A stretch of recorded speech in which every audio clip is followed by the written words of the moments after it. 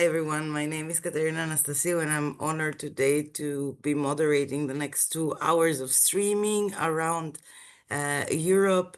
I would like to say a couple of words about the Peace Wave. For those of you that just joined, welcome as well, and welcome to all of you that have been there for the last 7 parts. This is the 8th part of the program. Today, we want not only to celebrate the spirit of peace and connect with each other in the very, very hard struggle we all take upon together, but we also want to commemorate um, the importance of keeping the dream for a nuclear-free world. I actually wrote down a little piece, but I think I'm gonna keep it up for later because I'm looking at the time. I want to introduce myself as well. I am Katerina. I am a facilitator for Transform Europe, and I'm a project manager for the peace related programs we're running, but also migration and militarization. And I also happen to be one of the coordinators, let's say, of the Stop Rearm campaign, uh, a campaign that was launched in March 2025. We're trying to build a European coalition and movement against the new plans of further militarization of the European continent. So I hope I will get the chance to say a couple of words on that campaign as well. I don't know if Sophie is already online because I would like to pass already to our first speaker. Sophie is the General Secretary of the Campaign for Nuclear Disarmament, a UK-based organization. And today you prepared something for us, right? You will speak about the British military expansion and the role of NATO. And we're looking forward to hearing and your input. Thank you.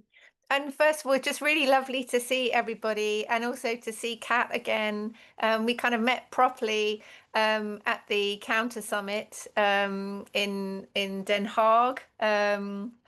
Feels like a long time ago now, but it wasn't really. So it was really, really great to meet you and to sort of to meet the kind of wider movement, peace movement against NATO. Really inspiring event. So yeah, lovely.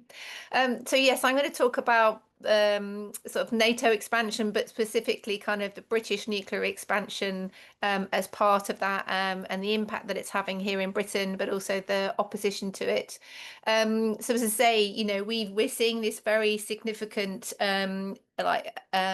expansion in Britain's nuclear capability at the NATO summit. Without any parliamentary discussion or debate.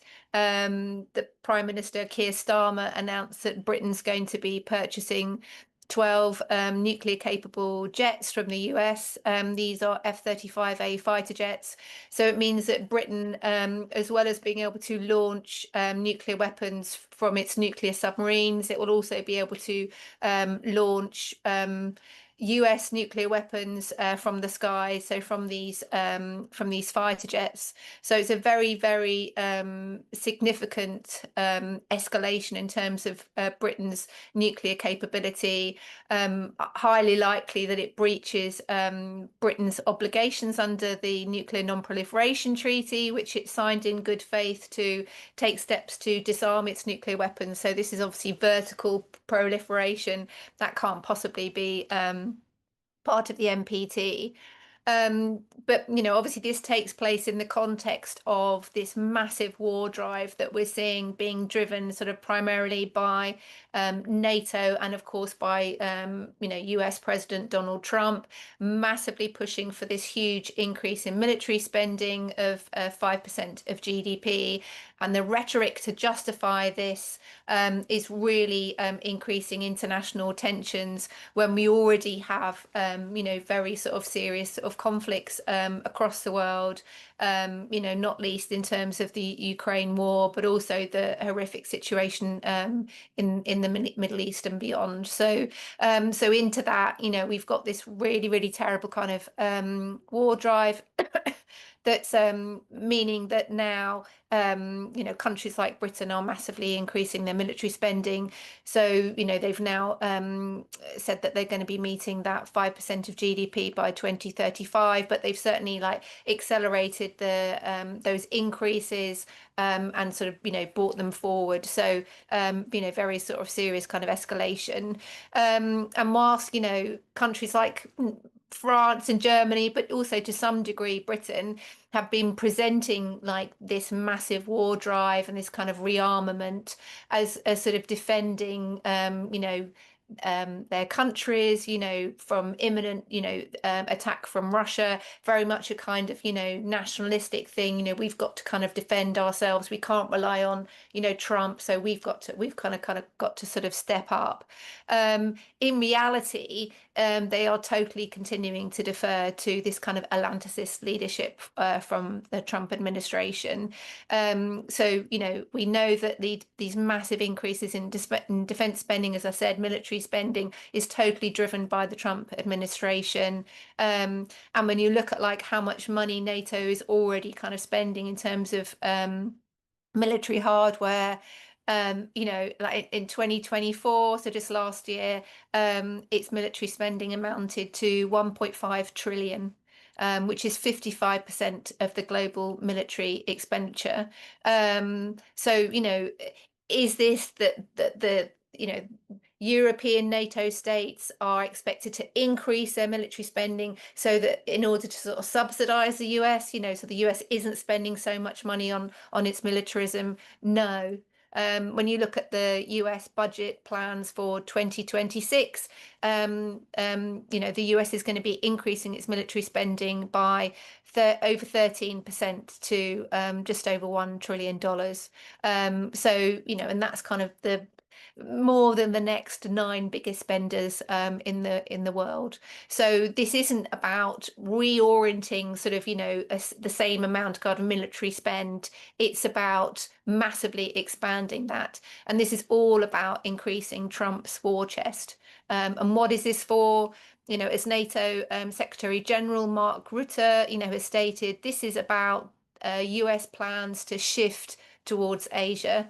And we know that, we've seen sort of countless US military doctrines and NATO strategic defense, statements on this. This is about potential kind of military confrontation with China in order to contain it and to check its growth and its, global influence. And it's basically about maintaining US military sort of global dominance. And this is really, really dangerous, and it risks us all. And we can see from the state of the world now, how serious that situation is. And so, Britain's role in this is to increase that threat of nuclear war. We already know that as part of NATO's nuclear sharing policy, these US nuclear bombs, the B-6112s, as they're called, are potentially already deployed, or ready to be deployed in NATO bases, like the Netherlands, Germany, Italy, Belgium, and Europe. And now with this decision announced by the British government that they're going to be buying these F-35A fighter jets, which are designed specifically to launch these US nuclear bombs, it means that Britain is totally part of this sort of nuclear sharing capability. And why is this so serious? Because these bombs, they have been designed by the US specifically to be used on the battlefield, to be used in war. So they talk about them having this Dialer yield. So they have different levels of destructive power. So some of them are smaller than the bomb that was dropped in Hiroshima, and some of them, can be much larger. But ultimately, the smallest bomb would still kill about 4,000 people, and the largest one could take out 600,000 people. And these are the type of weaponry that the US and, you know, a whole layer of the military establishment have been pushing, say that we need to have these nuclear weapons, we need to have these nuclear weapons, this type of capability, we have to have this type of capability in, you know, across Europe now. And of course, you know, with those hundreds of thousands of deaths, you're also going to be seeing, you know, radioactive fallout. And if this is about, you know, trying to kind of bring peace through strength, this is the argument for it, then how on earth is, you know, a nuclear devastation going to bring about that peace? If this is about targeting Russia, you know, using these nuclear bombs in Russia, what about the nuclear fallout that's very likely going to affect Ukraine? You know, if we're all about trying to sort of defend Ukrainian people, then what's going to sort of protect them from the radioactive fallout? I mean, it's just absolutely catastrophic, the idea that these kind of nuclear weapons are being talked about to be used. So that's the kind of situation that we're facing. And then obviously from CND's point of view, you know, we're massively turning around this, as I say, this is a really huge escalation. But not only in terms of sort of the military capability of it, but also in terms of the fact that it ties Britain even more closely into the US nuclear and military machine. There's a real kind of contradiction kind of going on here about this is going to massively increase, you know, Britain's kind of nuclear independence, but in reality, it just totally subordinates it further to the US, because obviously these are US fighter jets. You know, already, you know, this whole issue around kind of, you know, being further integrated into the NATO nuclear mission. Well, you know, basic things like refueling tankers, you know, these jets like are refueled in the air. So the British refueling tankers don't work with these F-35A fighter jets. So it means that I assume, you know, we're going to have to be leasing more US, you know, equipment. So then you get into like, you know, this you know, a greater kind of integration into the US war fighting machine, but also in terms of the costs to Britain. And this brings me on to kind of the opposition that we're seeing. You know, not only is there, you know, huge resistance, certainly in Britain, to US nuclear weapons being based here, you know, over 61% of the population do not want US nuclear weapons based here. And that's because they completely recognize that this is only going to put us on the front line. It's going to drag us into, you know, these sort of reckless global wars. You know, we've seen what Trump has done in terms of the really reckless, illegal bombing of Iran's nuclear facilities, and the impact of that, which, you know, we're really concerned is you know, going to risk Iran, you know, it's already saying that it's not going to cooperate with the International Atomic Energy Agency. You know, it could well withdraw from the NPT. It's not saying that it will, but, you know, this is all going in the wrong direction, isn't it? You know, this is all, if this is about trying to sort of stop countries from getting nuclear bombs, what the US is doing is actually much more likely for those countries to get them. So that's the kind of context that we're looking at. So it's understandable that people in Britain do not want to be closely tied to the US militarily. But also there's a real growing opposition to the impact of these huge increases in military spending. You know, we have real economic kind of crisis here in Britain, you know, not only because of the disaster of, like, you know, of Brexit, you know, economically has had like a really big impact, but also because of the pandemic, but also because of the Ukraine war. So very, you know, very sort of bad situation, big sort of financial crisis here. And this massive increase in military spending is only going to, we know, is already kind of impacting, and in terms of, you know, we're going to be cutting our international aid, for instance. So that means the role that Britain will be playing in the world will be Trumpian, i.e. it's just all about war. We don't care about like eradicating global poverty, etc. But domestically, it means that, you know, there's only going to be, you know, an increase in poverty. Critical benefits, you know, are being cut to fund these sort of, you know, military spending around, you know, disability benefits, but also in terms of child poverty, in terms of like older people not being able to sort of like, you know, heat their homes. So, you know, hundreds of thousands of people, dying through hypothermia. This is kind of what we're dealing with here, and these are the kind of, and yet the government is taking, this line. So there's really kind of growing opposition to, what this government is doing, and we are really, really see it as a really, really important thing that we link up with this kind of wider movement. So we're really delighted to be part of this sort of European wide kind of movement around this. Kat's very, very sort of strongly part of, working to sort of develop this, the Stop Rearm movement. Maybe she can talk about that. But, it's so important that we're part of that. And it really is inspiring for us. We were part of the, as I say, part of the Counter Summit. Over 500 people took part in that. Loads of young people. It's really dynamic. It was really, really great. There were 5,000 people kind of protesting in the streets in the Netherlands.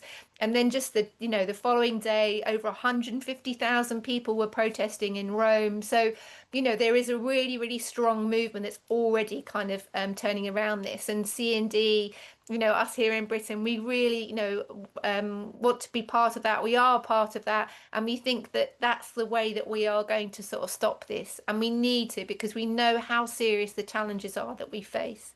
Across Europe and globally, how important it is that we really rebuild and we really strengthen solidarity, across Europe and globally, so that we can, halt this, and we can get our voices to be, much stronger in terms of arguing for an alternative to this, which is, we need diplomacy. Diplomacy has just gone by the wayside. That's got to be reinstated. We have massively got to push for, the international frameworks to sort of control arms expansion.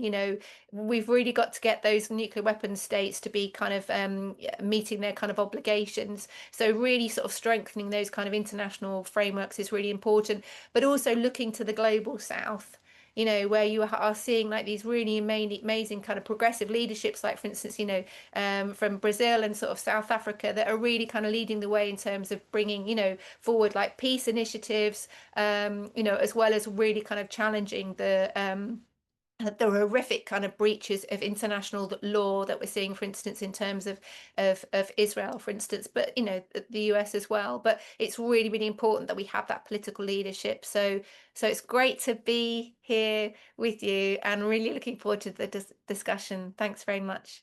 Thank you very much, Sophie. Thank you very much. I think you touched upon a lot of topics, especially now. I'm thinking of the session on Africa, just the 2 past hours actually, and how the importance of moving the money, no, from the military-industrial complex, from neo-colonial exploitation cultures and economies, I would say, towards a just development. And yeah, maybe this way it is a nice bridge to pass to Sam Mason from the CND, who will speak about Britain's recent strategic defense review.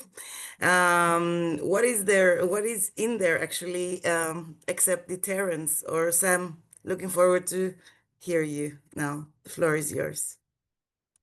Okay, thanks, Katerina. Yeah, and I think very apt to follow that huge amount that Sophie covered as well, and equally really pleased to be part of this event in a very small way today, and quite incredible.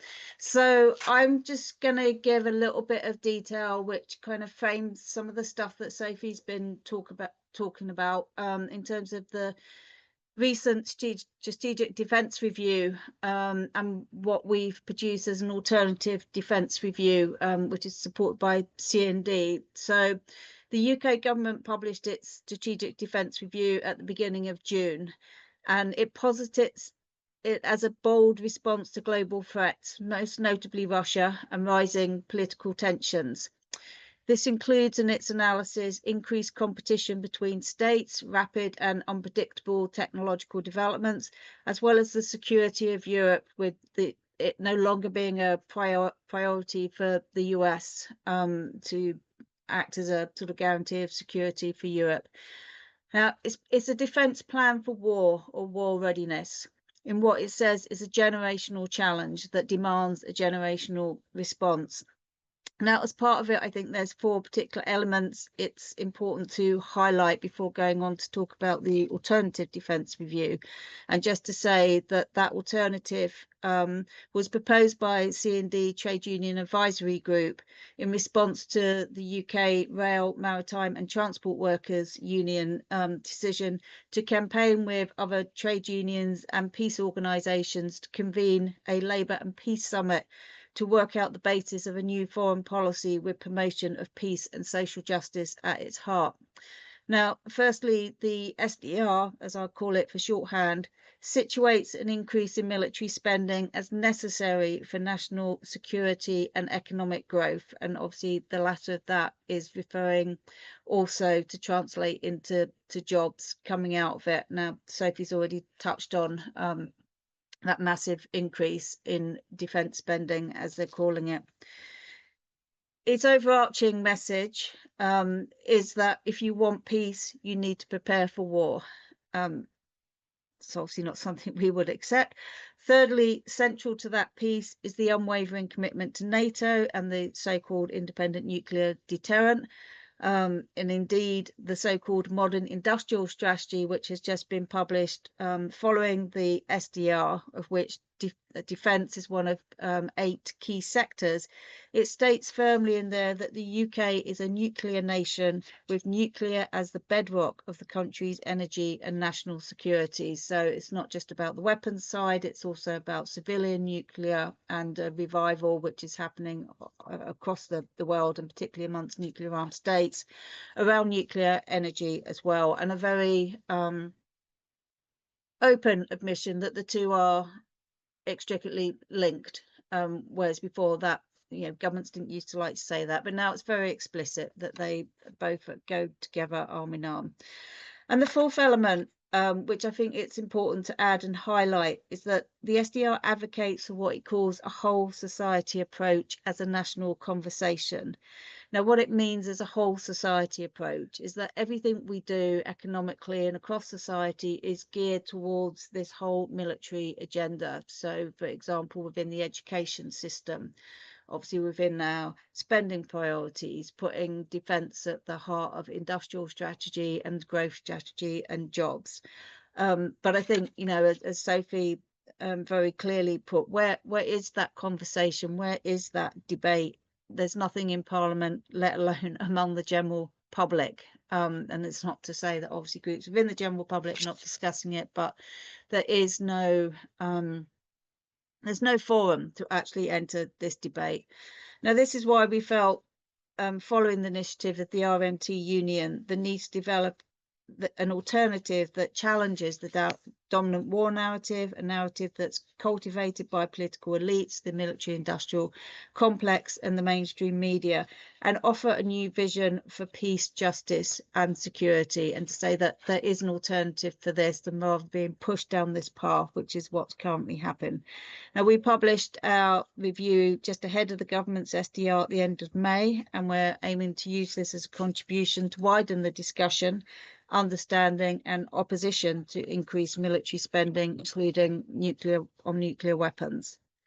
And in contrast, we look at how militarism has distorted national priorities, fueled global instability, undermined international law, harmed the environment and diverted investment from public services and social infrastructure. Now, a really important element of this, and it's why I strongly, and we always reference the RMT Union, not just as it's being sort of its initiative, but we've got a very big job to do within our trade union movement to debunk the jobs myth that's attached to increased defence spending and supported by main UK industrial trade unions. And this is an attempt also to build confidence within the labour movement around the arguments against increased defence spending. So in our analysis, we show that it offers limited job creation while stifling a more sustainable and just economy, and therefore jobs that should be focused on addressing what we might call the real generational challenges of climate change and environmental degradation, failing public services in health, social care and education, for example, and a real clean energy transition, of which does not include nuclear power, which is not clean energy. So with increasing UK inequality, which again Sophie's already highlighted, that particular issue within the UK now, this drive for a military Keynesianism, or what Prime Minister Keir Starmer has called the defence dividend, will do nothing to halt or, more importantly, reverse this increasing inequality and the things that people need in society. So above all, our review calls for a shift towards a significantly demilitarised defence strategy, which is rooted in human and common security, prioritising diplomacy, global cooperation, conflict prevention, and the creation of well-paid, secure, unionised, and what we refer to as socially useful jobs.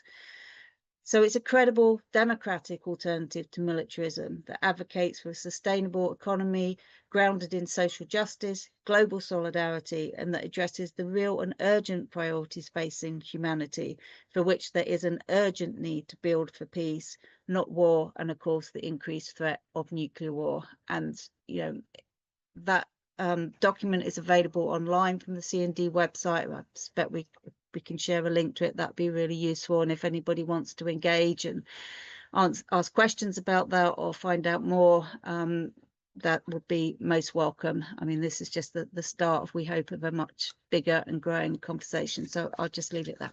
Thank you. Thank you very much, Sam. Also, if I feel again worried, I guess this is the emotional roller coaster of the peace wave as well. Somehow you don't feel alone anymore, which peace activists around the world keep feeling the last years, particularly due to the developments. But at the same time, yeah, the prospects are very grim, and it's the need to work together in broad coalitions to stop this is very, very strong, very imminent. So Steve, I saw you're with us. Steve Bell, also from the Stop the War Coalition. He will take us to another part of the struggle that is quite vivid and strong in the UK, but nonetheless, the British government right now doesn't really seem to care. So tell us, can we actually stop genocide and do something against the nuclear danger? How does it look like over there?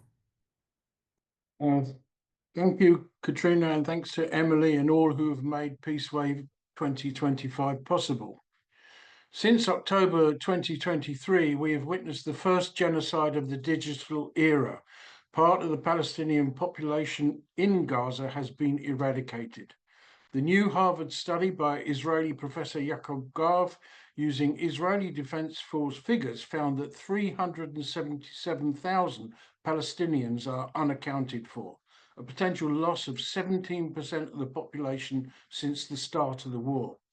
For Palestinians still alive in Gaza, their society has been broken into a daily struggle for survival amongst rubble, where water, food, and electricity are scarce commodities.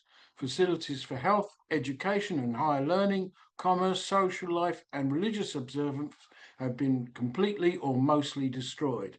And according to the UN, around 800 Palestinians have been killed since May in and around the ration queues.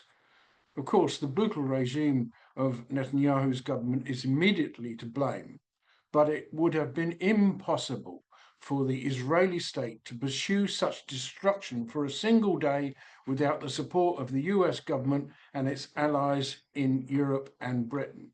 Not only have these governments provided the military material to make genocide possible, they have also provided the diplomatic and political support to prevent the Israeli government being held accountable for war crimes and breaches of international humanitarian law. In the name of Israel's right of defense, they have facilitated and taken part in the massacre of a dispersed, dispossessed, and stateless people. German Chancellor Merz dropped the mask when he stated in supporting Israel's unprovoked attack on Iran, this was, quote, dirty work Israel is doing for all of us, unquote. That all of us is not you and me.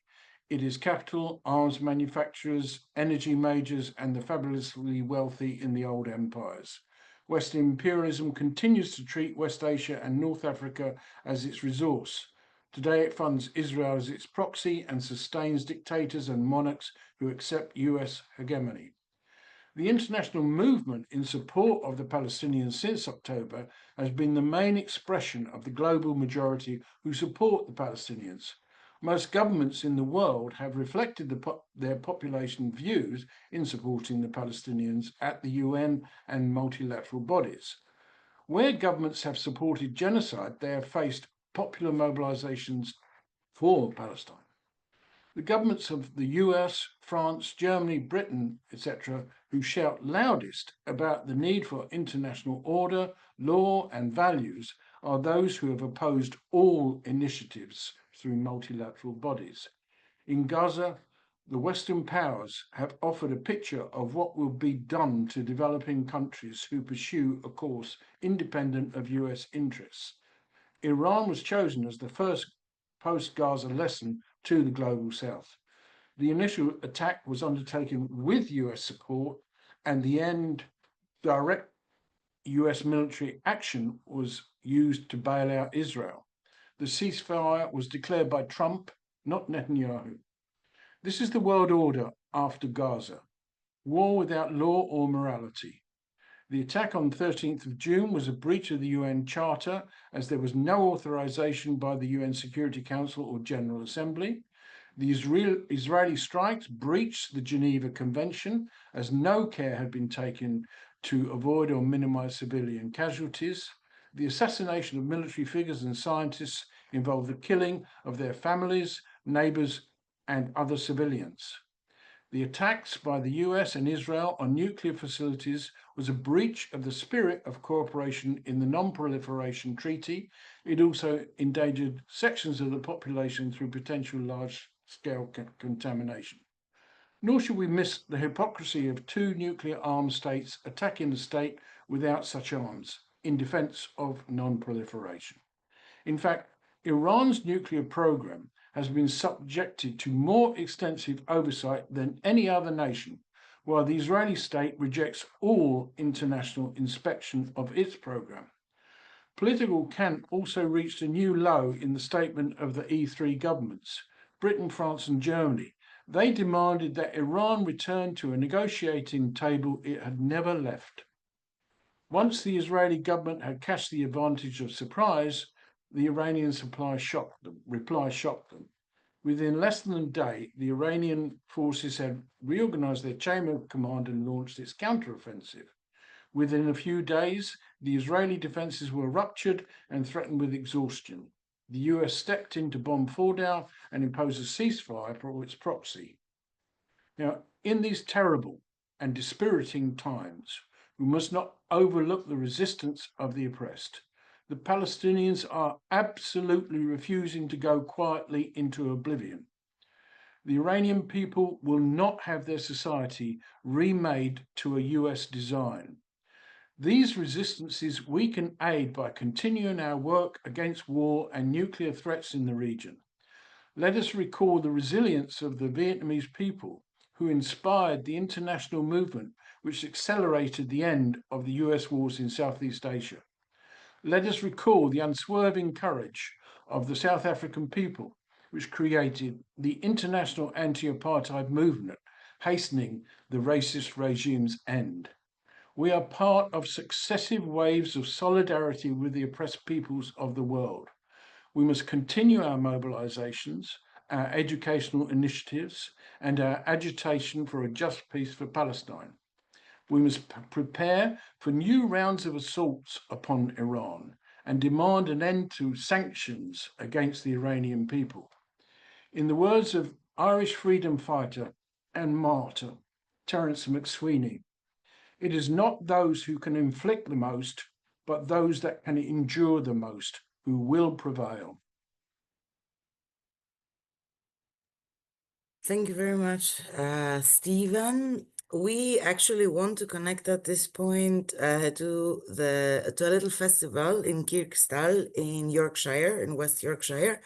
But as we're waiting for the people there to connect, friends from CND Yorkshire, they were apparently already in the stream. I'm sorry, I cannot look at all the screens, obviously, at the same time. So the floor is yours, and we're happy to connect to the Kirkstar Festival. Hi, Hello. unmute yourself. Sorry, sorry about not seeing the message originally, but really glad to be here. So we are currently at a festival in Leeds. There's lots of people here. And we've been speaking to lots of the public about our campaign for nuclear disarmament. So I'll show you our stall.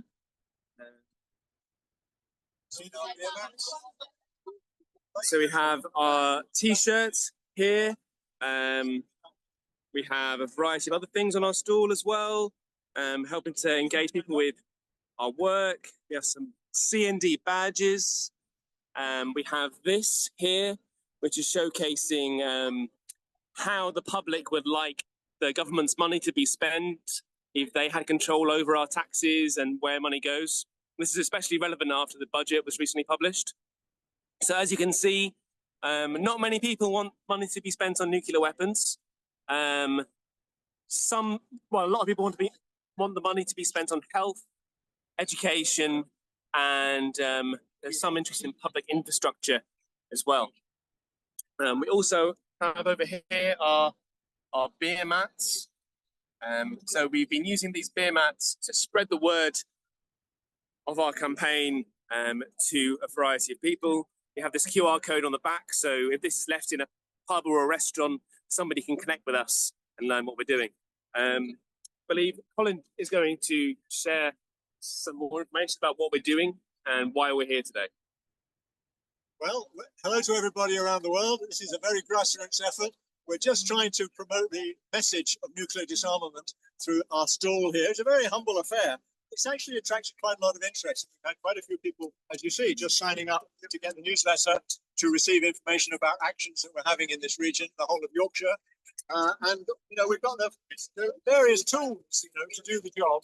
So there's all the usual websites and social media sites and so forth. We've also got these banners, and we've just had a wonderful interaction with people, actors from Star Wars. There's been a show this afternoon about Star Wars, and they stood in their Star Wars outfits.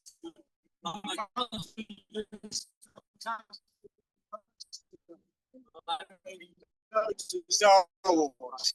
So we'll be a separate image because it's really quite striking, and with their message as well. So, the children's theatres, the Civic Trust, all sorts of other activities. And so this is, in a way, it sums up our problem. We have to get our message through this cacophony of noise for all sorts of good causes and bad causes. But we think it's making some impact in a small way. It builds up to a national and of course, an international campaign. Okay, thank you, Colin. I'll hand the floor over to the rest of the world now. Thanks for having us. Thank you very much. Greetings. Greetings to all. This was amazing. So while we are meeting 2D, there's still people on the streets carrying our messages of peace. So it was very nice to visit Yorkshire. Thank you for connecting. Go to Ireland. And I'd like to ask Emily to play the video message by Stephen Kelly, the chair of PANA, of the Peace and Neutrality Alliance, about the situation in Ireland and the threats to the triple lock. Kelly from the Peace and Neutrality Alliance of Ireland.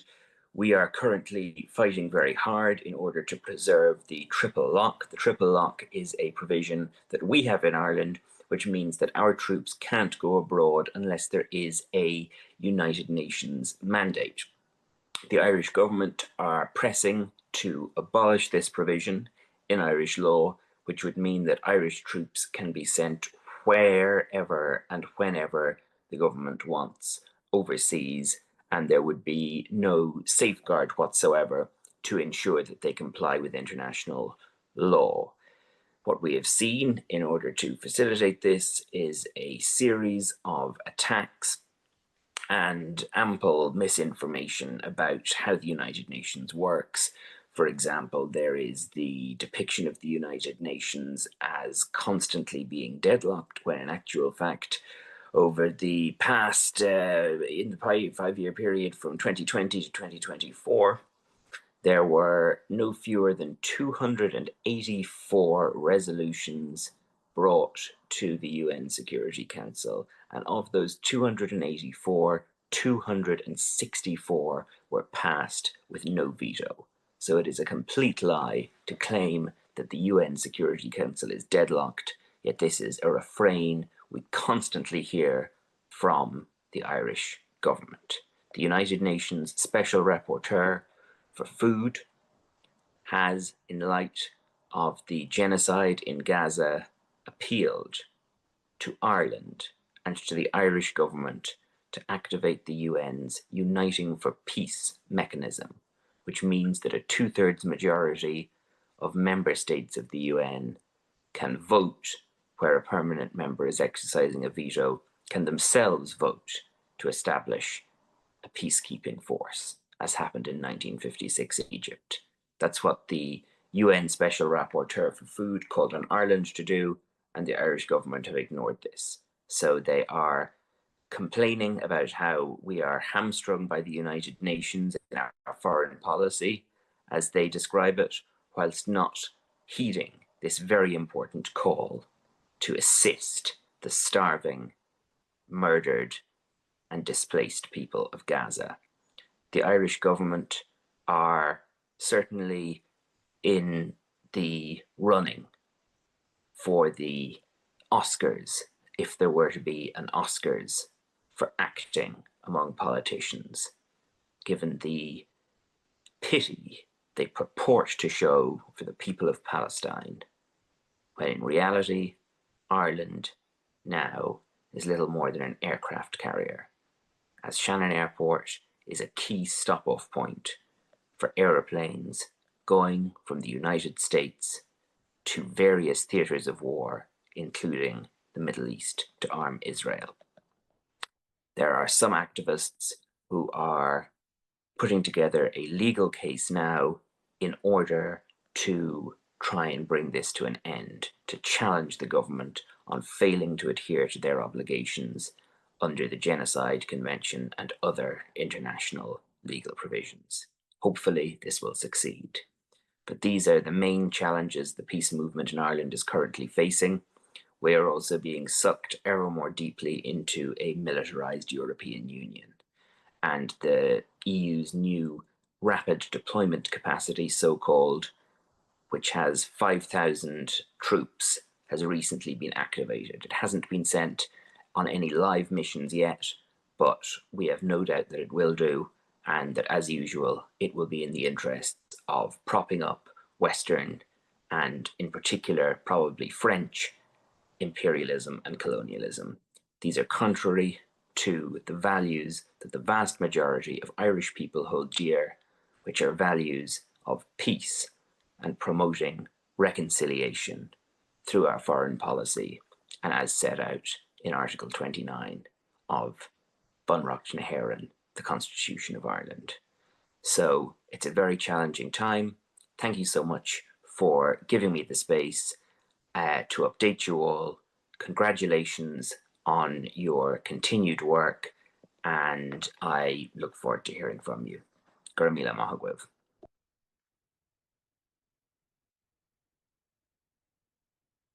And give the floor to Niamh Bryan, the coordinator of the War and Pacification Program of the Transnational Institute. Niamh has also been massively campaigning the last months in support of neutrality in Ireland. We know that in the last couple of years in Europe, Sweden and Finland decided to abandon the practice of neutrality. So the more important it is to keep the hope alive in Ireland right now. So Niamh, the floor is yours. Thank you, Kat. Thanks very much for having me. Lovely to see you. Thanks, Emily, Sean, and Michelle also from IPB for having us. It's great to be part of the Peace Wave. I think it's my second or third year. And I suppose this year, it's maybe setting out a bit what Stephen mentioned. Our neutrality is really, really under threat at the moment. And so a lot of the work I've been doing at TNI up to this point, Transnational Institute, has been very much looking at the European Union and European militarization, and that's been the focus of my work for the last number of years. But anyone who might have written to me in the last few months will have gotten an out of office. And that's not because I have been out of the office, but it's not because I've been off work. I've been back in Ireland, involved in a neutrality roadshow. And it's really an urgent effort, I think, and a people-led initiative to push back against, as Kat mentioned, Finland and Sweden have gone ahead and joined NATO, and really to push back against the attack that's, coming from, really coming from the powerful in Brussels, also coming from Washington, coming from the arms lobby, the arms industry, to erode Irish neutrality. And I suppose the two things that are worth mentioning are that neutrality makes warmongers very uncomfortable, because it shows that there is an alternative to war and you can oppose war and make space for peace. So if you have a neutral country like Ireland in Europe, it makes, it shows that there actually is an alternative and that we don't have to be pushing forward with a war agenda. We can actually set out a neutrality agenda which opposes Ireland or, other European powers from joining any war effort. I think it's important to mention also neutrality is not profitable for the arms industry, and there's been such an embedded kind of space that's been given to the arms industry in Brussels and in European capitals, Ireland included. We now have an arms lobby group based in Dublin. I think it's really important to point out how neutrality is not profitable for the arms industry, and they have been given over so much power. That there's really a lot of pressure bearing down from a for-profit agenda to push back against neutrality and to kind of constantly push this idea that we're under threat. Maybe just to set out for Irish people in particular, neutrality is very much a part of our identity. It's part of the idea that it stems from an anti-imperialist stance in Ireland. It's something that dates back over a century. The first iterations of neutrality actually come from the late 1700s from Wolfe Tone, one of the Irish revolutionaries. But in the last 100 plus years, neutrality has really been about an anti-imperialist stance and about saying we will not send Irish people to fight in foreign wars to kill and be killed. So often people think neutrality is about doing nothing. Actually, there's nothing more active about saying we will not participate in imperialist wars. So it's very much an active stance, an anti-imperialist stance. And so that's really our struggle at the moment. And our government, as Stephen pointed out, is very much, they've drunk the Kool-Aid and they are very much keen on dragging us into the upcoming European war that we've been told is on the cards from European leaders. Emily has prepared some videos to kind of explain what the Neutrality Roadshow was. So maybe, Emily, if we put on the first one, which shows the Neutrality Roadshow, I think if you see the videos, then I can explain a bit, and then we'll show a short video of some of the content from one of the organizers, just to give a better idea of.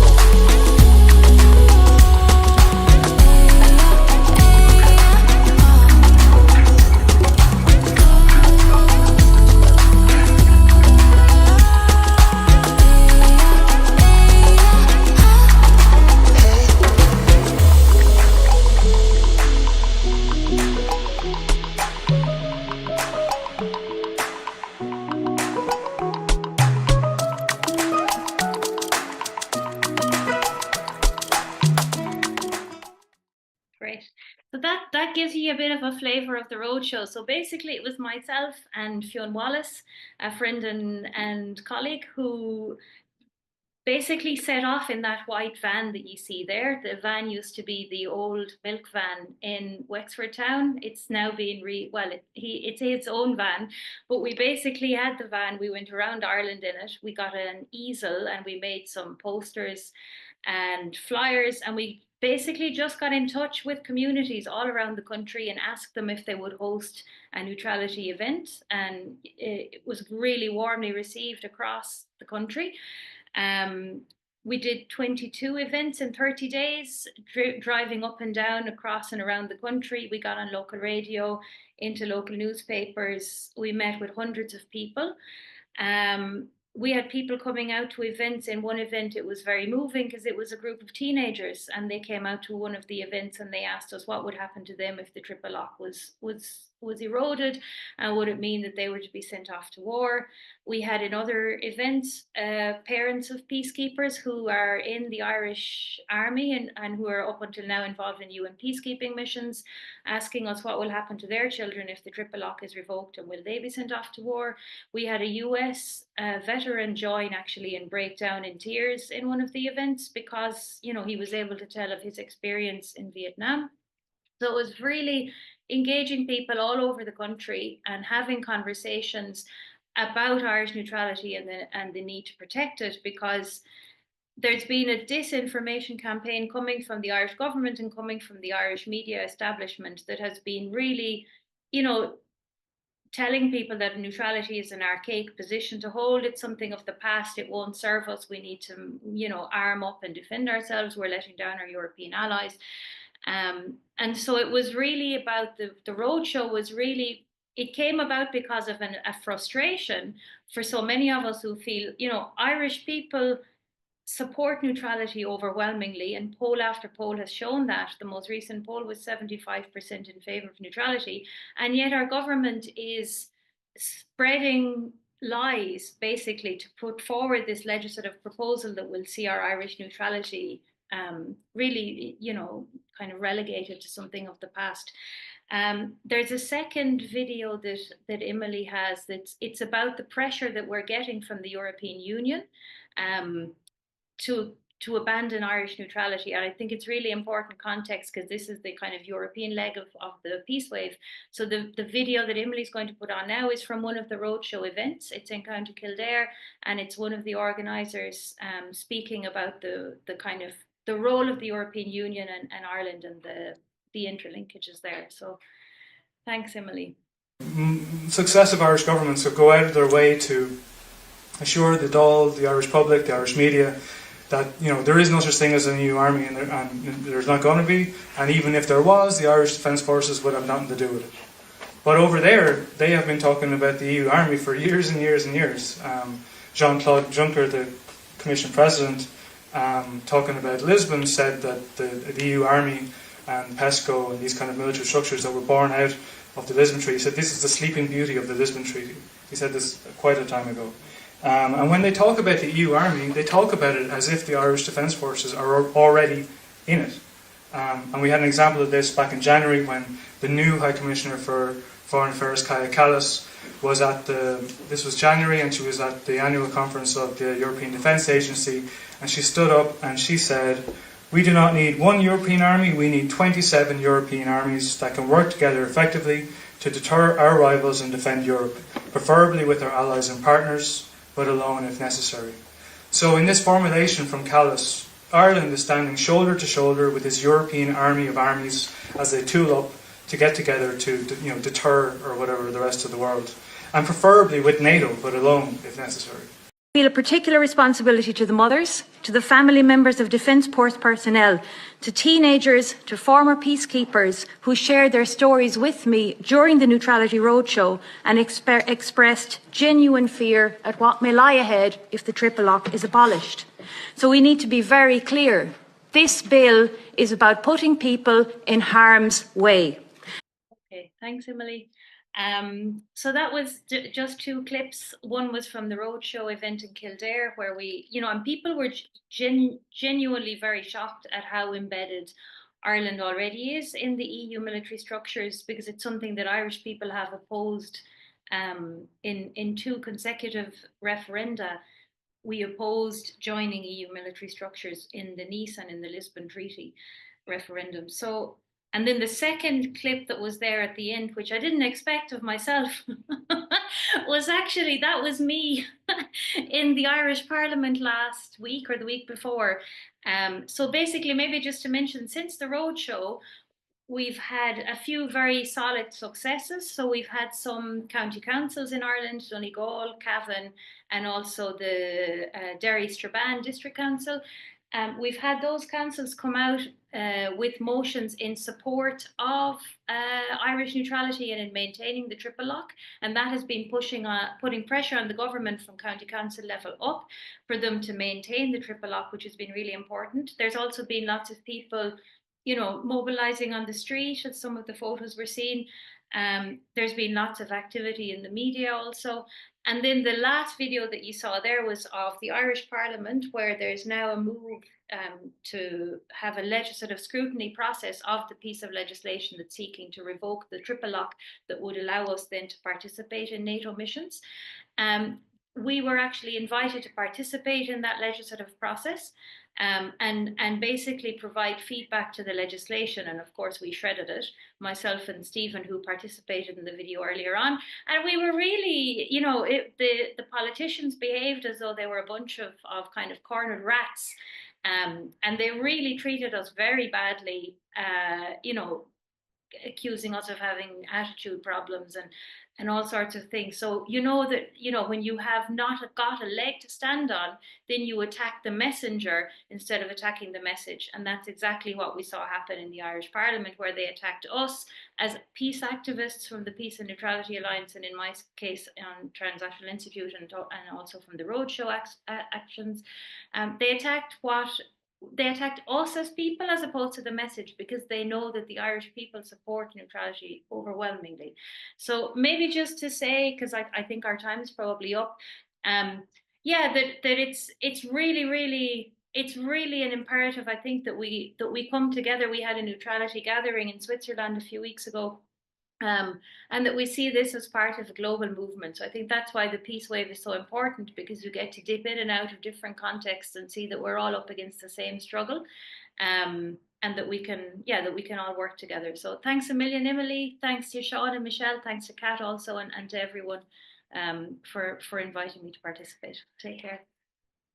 Thank you, Niamh. Thank you very much. Thank you for taking us with you on tour in Ireland to defend neutrality. I think it's wonderful that we can also get ideas from each other on actions. I saw already a lot of people commenting how wonderful the idea of the roadshow is as well. So now we would pass to Yuri Selyachenko, the Executive Secretary of the Ukrainian Pacifist Movement. Greetings from Ukrainian Pacifist Movement at the worldwide peace wave. Today, on 12th July, we celebrate the International Day of Hope. Our home planet and country is turned into hell by militarists, but we are determined to find peace between all living beings and our natural environment, to live sustainably in harmony and happiness. We hope to change the world by hard work and radical pacifist vision, because the world needs profound changes. Today's world spends hundreds times more on war than on peace. Result is the nightmare. Tens of ongoing conflicts devastating many countries, and humankind sits on the powder keg of obscenely monstrous nuclear stockpiles. People are killed and cities are destroyed in Ukraine after the Russian invasion.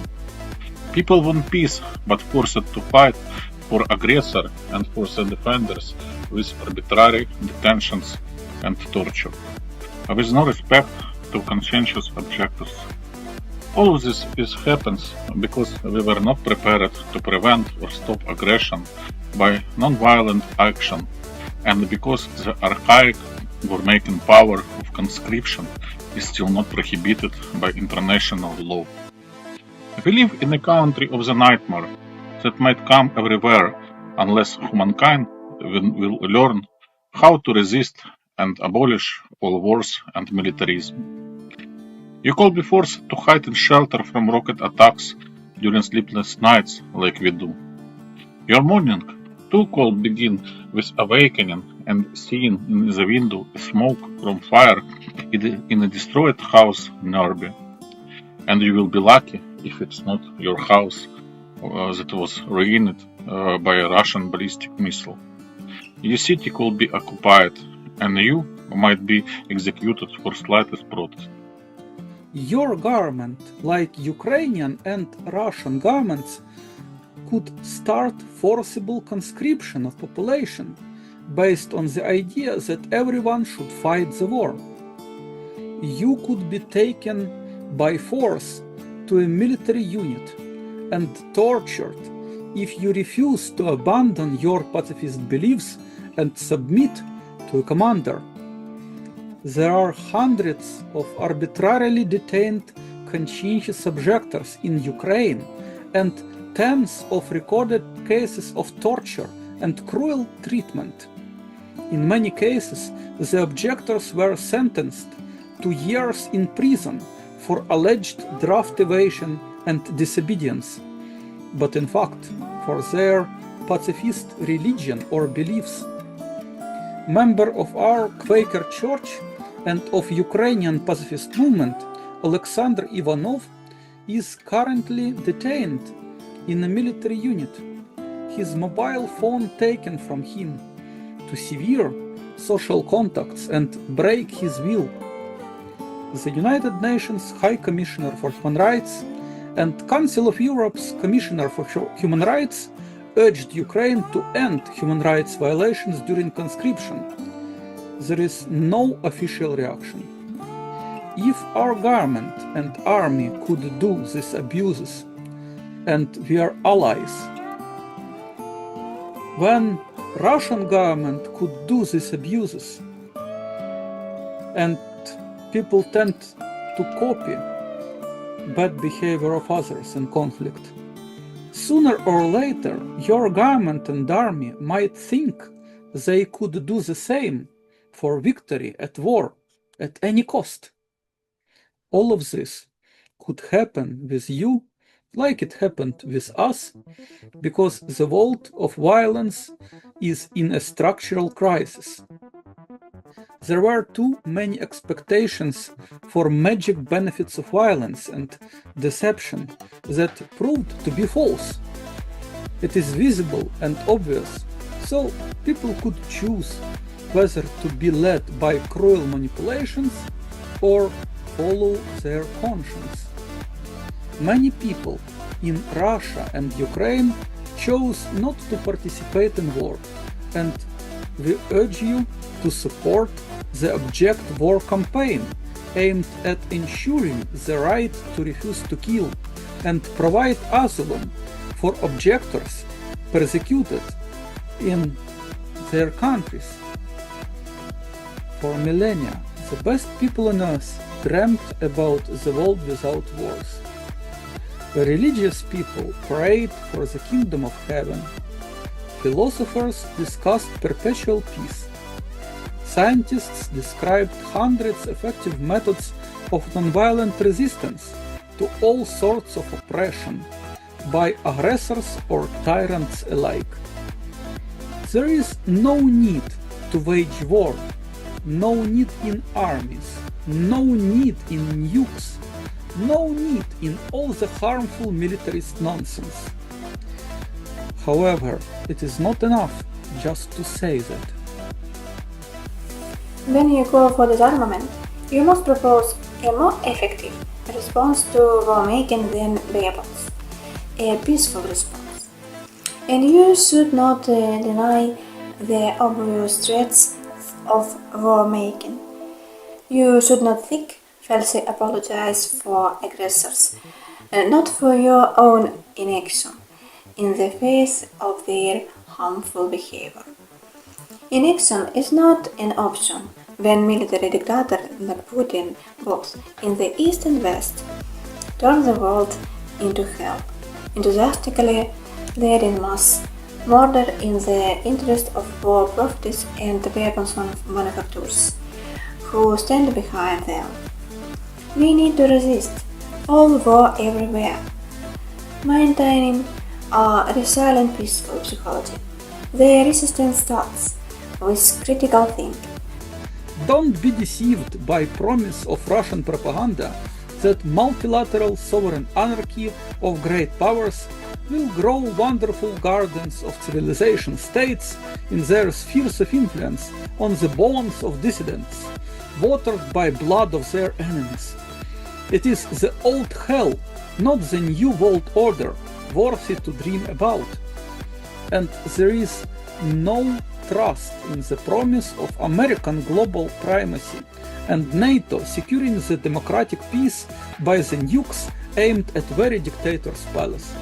It is ridiculous and dangerously naive. If you read the book Pacifism Today, a dialogue about the alternatives to war in Ukraine, you will find many ideas on how people could resist aggression and occupation non-violently. Our best hope lies in the people's ability to pursue freedom and happiness through non-violent action, resisting all disinformation, manipulation, and cruel coercion.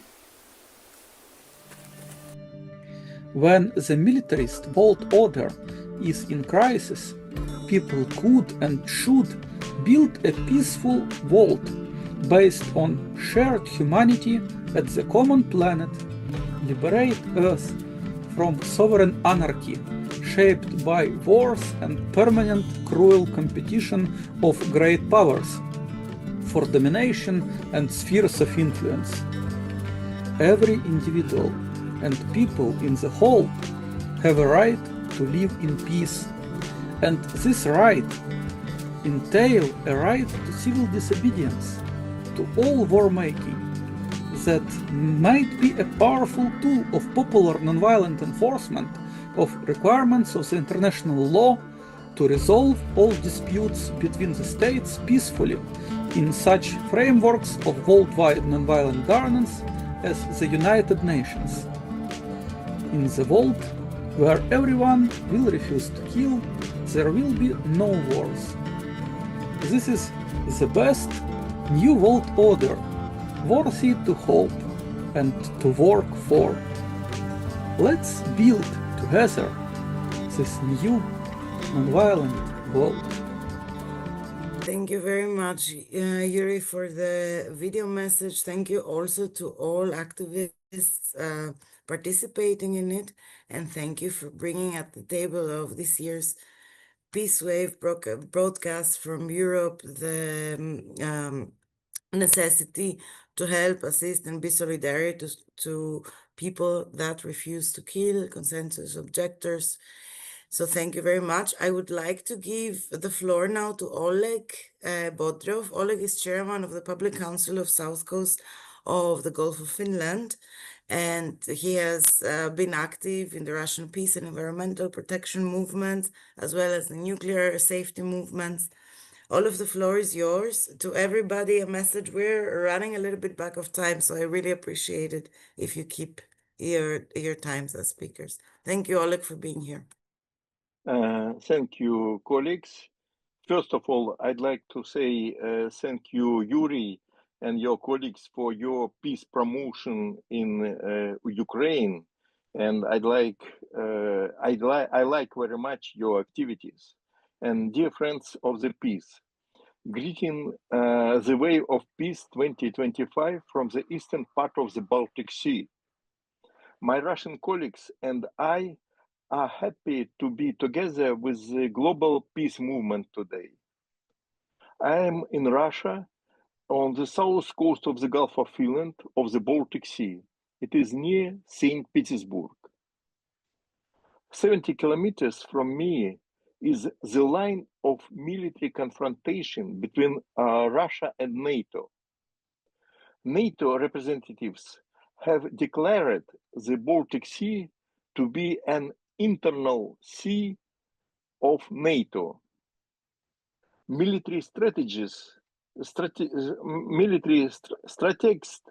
of both NATO and Russia are publicly discussing how they will win if the war begin in the Baltic region. The war in the Baltic has actually already begun. There are terrorist attacks on Russian harbors and on the power lines of the Leningrad nuclear power plant near St. Petersburg and Estonia.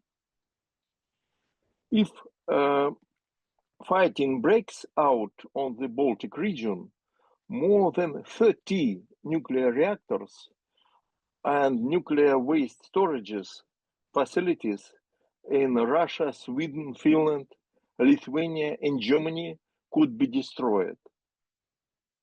The destruction of the nuclear facilities is more dangerous than the explosion of an atomic bomb. You know that the people live in Hiroshima and Nagasaki after the atomic bombing, but it will never be possible to live near the destroyed Chernobyl nuclear power plant. It is much more dangerous than nuclear bomb. More than 30 nuclear facilities in the Baltic can be destroyed by modern weapons. This will be a collapse of the traditional way of life of 90 million people from 9 countries of the Baltic region, including Russia. More than 100 nuclear reactors have been built in Europe. In fact, all of Europe is mined by nuclear power plants. Dear colleagues, politicians want to divide us, to make us enemies within national political borders. Public opponents of war in Russia are foreign agents. Opponents of war in the countries around the Baltic Sea are agents of Kremlin. The famous physicist Albert Einstein once noted that if the crisis arises in the system, then the way out of crisis cannot be found by those stakeholders who created this crisis. Fair and secure development required new stakeholders, new ideas, and new models. Those who make decisions about the possible start of military action in the Baltic region are thousands kilometers away. It is in Washington and Moscow. They will not ask us about the beginning of the war. I appeal to environmentalists, human rights activists, and peace movement participants in Ukraine, Finland, Sweden, Norway, Germany, and all countries in the Baltic region. There are many ideas at how to create new basis for the cooperation. One of the ideas is to create joint photo exhibition, our values of the Baltic home environment. Let's share our favorite places on the sea shore to protect them together. Let's to be together, colleagues. We will win. Thank you so much. Thank you very much, Oleg. Thank you for your message of peace. Now I would like to give the floor to Olga Karach. Olga is a dear friend from Belarus, now exiled in Lithuania, and also the director of our house. Olga, are you here? Yes, but please also put my video. Let's solve the problem with your video, how yes. to do it. Yes. just a second. I think Emily and Michelle are on it, and Sean. Try again, perhaps. Yeah, just a moment.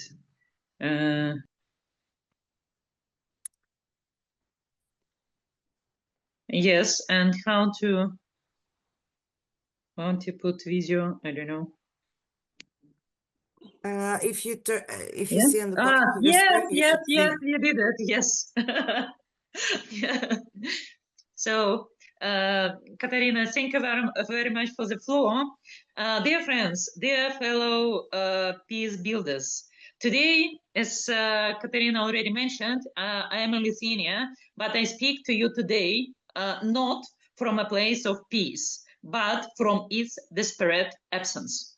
My name is Olga Karach. I come from Belarus, a country where speaking the truth is dangerous, where war is no longer a distant shadow, and where those who refuse military service and refuse to take up arms are treated as criminals. I am speaking for the Belarusian conscientious objectors who are trapped between dictatorship and exile, who say no to violence but are met with prison, torture, or death threats. I am speaking for the young men who burn their draft notices because they don't want to become tools in the war that has never been theirs. I am speaking for the young man Nikita Svirit, a Belarusian deserter who was denied political asylum in Lithuania, facing deportation back to Belarus, where desertion is punishable by death under the charge of high treason. He has been living in hiding in Lithuania now for over a year without hope, without protection, and without faith in the future. I am speaking today for my fellow citizen from Vitebsk region, Captain Denis Urat, of the General Staff of the Belarusian Armed Forces, who was sentenced to 18 years in prison for high treason. What did he do? On March 14, 2021, during his shift, he took a picture of a classified letter from the Minister of Internal Affairs to the Minister of Defense in Belarus during the mass protest actions. The letter revealed Lukashenko's plan to deploy the army to crush peaceful protesters in violation of all Belarusian laws. But standing for peace, opposing war and violence, that is not treason. That is an act of courage, one that strengthens any nation and any society. And yet, I, a peaceful human rights defender, have been labeled a terrorist in Belarus and sentenced to 12 years of imprisonment in absentia. I have been labeled an extremist 24 times. At the same time, military forces in Lithuania attempted to deport me back to Belarus under the official claim that I might get recruited by Russian intelligence in the future. But if deported, I could have been executed not in some hypothetical future, but in very, very real present. Since the International Peace Bureau and the peace movement of Europe, it didn't happen. But still, I am under the threat. Even the Telegram channels of our human rights organization, Our House, were labeled extremist simply for helping Belarusian conscientious objectors and deserters. This is what it costs to say no to militarism in Eastern Europe today. And yet, we must say no, because the threat is growing. Russia has already deployed tactical nuclear weapons to Belarus. NATO responds and plays with further escalation.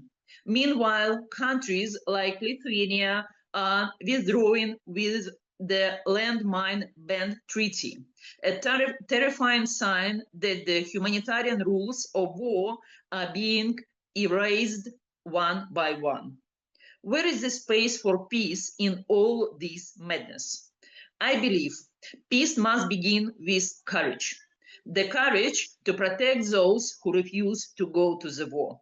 the courage to speak out against nuclear blackmail, even when it comes from our own side, the courage to build bridges instead of walls, and the courage to speak up when human rights are violated, whether in Belarus, Russia, Ukraine, Lithuania, or elsewhere. In our small peace house in Lithuania, we offer refuge to children of Belarusian political prisoners and exiled refugee families from Belarus, Russia, and Ukraine. We run a summer camp for refugee children. We support exiled mothers. We help young men from Belarus, Russia, and Ukraine fleeing conscription find safety. We are not many, but we are not alone. Peace is not naive. Peace is resistance. And today, it must be radical, because neutrality in the face of militarism is complicity. So I ask all of you, include conscientious objectors in your peace work. Oppose to return any nuclear weapons to Europe, whether in Belarus, Russia, or the West. Fight against landmines and their deadly legacy in every country where ruled by a dictatorship or calling itself a democracy. And don't let our region become a battlefield for empires once again. Let us together build a peace line along the front lines, because without the sustainable peace, there can be no human rights, no climate justice, and no future for our planet. The next wave will be real peace wave, not a wave of destruction. Thank you. Thank you very much, Olga. Thank you. Thank you for your words. Again, like it happened to me before, I kept thinking about the abolition of the mine treaties is bleak, but it's good to be with you all and having Yeah, the for hope me, that we can change things. the Baltic country who destroyed the treaty, it's I cannot even explain my emotions. It's something like unbelievable, outside any understanding. Yes, thank you, Olga. Now I would like to ask Tiljana Milunovic. Tiljana is a researcher on peace and conflict from the Goethe University in Frankfurt, but she's also organizing the Serbian diaspora in support of the students' protests in Serbia. Hey, Tiljana, the floor is yours. Thank you for being here. We know you have to leave soon, so without further ado, take it on. Thank you very much for inviting me, and thank you everyone for being here and sharing this very moving stories from all over the Europe and world. I'm very honored to be here with you, and I'm really going to try my best to keep it short, to tell a bit more about the situation in Serbia. As you all probably know, the student protest started in November last year after the train station canopy in the city of Novi Sad collapsed and killed 16 people due to corruption. I believe, without going into the details of the story, what was the pre-story of the protest, I would like to emphasize how the student movement in Serbia contributes to peace, and how it could contribute to peace not only in Serbia and the region, of very complex region of the Balkans, but also from the world. First of all, the amount of empathy of these young people and the amount of solidarity that they have woken up within the majority of the society, and they walked from city to city, from village to village, all across Serbia, from north to east to west to the south, and the citizens of Serbia really welcomed them basically as liberators. They have been beaten up brutally. They are still being beaten up brutally by the police. by the current government officials. So it is a very difficult time for Serbian the citizens and students of Serbia. But to come back to the topic of peace, there have been also student-led anti-NATO protests in March. Because Serbia, on 24th of March 1999, Serbia was bombed by NATO. So this day has been marked this year by also large student-led anti-NATO protest. Also, students lead protest against Israel sending army and military equipment to Israel, because although Serbia is officially neutral, Serbia is exporting weapons to Israel, and there have been pro-Palestine protests led by students in Serbia. All of their protests are non-violent. If any violence occurs, it is in terms of defense. So really the emphasis of no violence, on peace, on also reconciliation of the citizens of Serbia, but also for the entire region of the Balkans is very present. And there is also, we've experienced an emotional catharsis taking place, people crying on protests a lot, people seeing that there has been a new narrative in Serbia taking place, people from our neighboring countries supporting Serbian students. All of us, I come from Belgrade for Serbia, but I live in Berlin, and we organize diaspora support protests, not only in Berlin, but in other cities in Germany, in other cities of the world where people from Serbia live abroad. And this tragedy that happened back in November last year brought us closer together. And exactly, so it's also, student protest in Serbia is also against lithium mining, against neocolonialism, and against any imperialist agenda, be it NATO, be it USA, be it Russia, or be it China, because of all of these imperial powers have their interests not only in countries like Serbia and in the Balkans, but elsewhere. And for example, there is a very strong anti-lithium mining movement, and it is also close closely connected to the student protests in Serbia, because the majority of the population, not only in Serbia but also in Bosnia and Herzegovina, is against mining. And we see that because of militarization globally, there is a race for resources like lithium and so on. And now I'm really trying to keep it short because the topic is very complex. Serbia has a very tricky geostrategical position, not only Serbia, but the entire region of the Balkans. And personally, it saddens me to see the Western media reporting, especially the German media reporting about student protests in Serbia. I don't think it's sufficient. I don't think it's enough, because the current authoritarian mafia-like regime of Serbia is collaborating with both Russia, with the West, with China, with everybody, just to stay in power. So basically, it's all of them.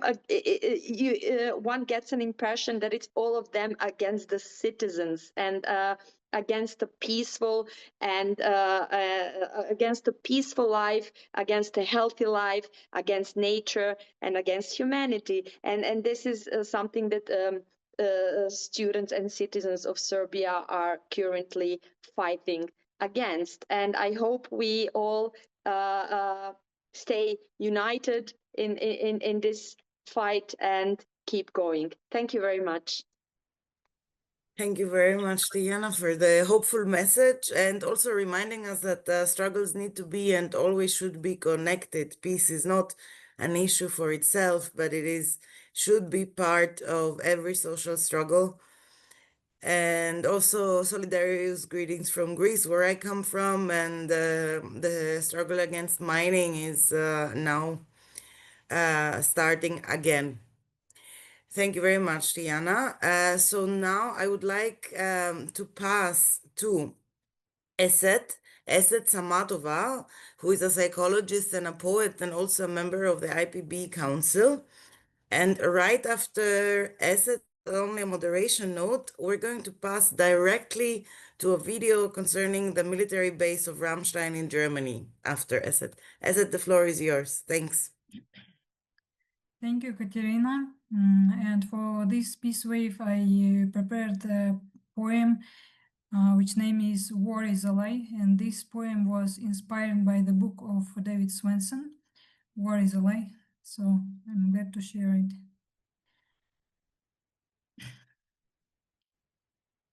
So war is a lie. They dress it up in flags and drums. In glorious cap, the light once comes. They swear it's right, they say it's just, but all it leaves is death and dust.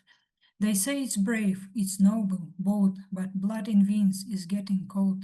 Just one decision, one command, and ancient cities turn to sand. The child who cries beneath the sky knows more of life than armies try. No anthem soothes mother's moans, who bury children after bones. They sell us fear and phony pride, while sharing profit far behind. Who cares of broken leaves and bones? They say it's part of Games of Thrones. They speak of threats that don't exist and put in jail those who resist. They say they tried all peaceful ways, while drawing maps and setting blaze. But all we know is far from chance, from scripted news and marching rants. No tales can change, no mask can hide. War is a lie, war is a lie. Thank you very much, Esset. This was very moving. Thank you very much. Hey, my name is Ann Wright, retired Army Colonel, former U.S. diplomat, resigned over the Iraq War. And here we are at Ramstein Air Base in Germany. This is one of the hearts of the U.S. military in all of Europe. It's the largest air base besides maybe one in somewhere else. But you see out there, you see C-5As, you see C-141s, C-17s, and you also see probably the refuelers that went up to refuel the 7 B-2 bombers that took the 30,000-pound bunker buster bombs to Iran and detonated them down deep in the whatever, in the ground. Also back out here you see the $3 billion new Army hospital, Landstuhl Hospital, that's being built, and also the headquarters for drone warfare for Africa and probably every place else in the world. So this is really one of the terrible, terrible places that the United States uses to kill people all over Europe, Africa, Middle East, and God knows where else.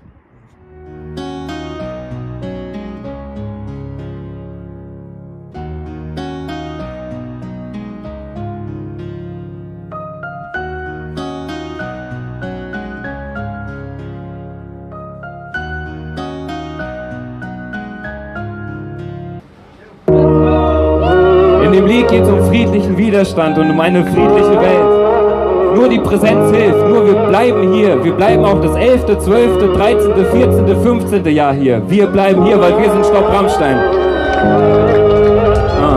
Wir wollen Veränderung sehen und sich mehr länger im Kreis herumdrehen. Bepackt mit Ideen in einem kranken System, ertönen unsere Stimmen wie wiederbelebt. Stehen hier für Liebe, vom Frieden bewegt. Tauben sollen fliegen, den Kriegen AD. Sekunden, Minuten, Stunden, sie zählen. Verbunden durch Feuer, nur ein Funke fehlt.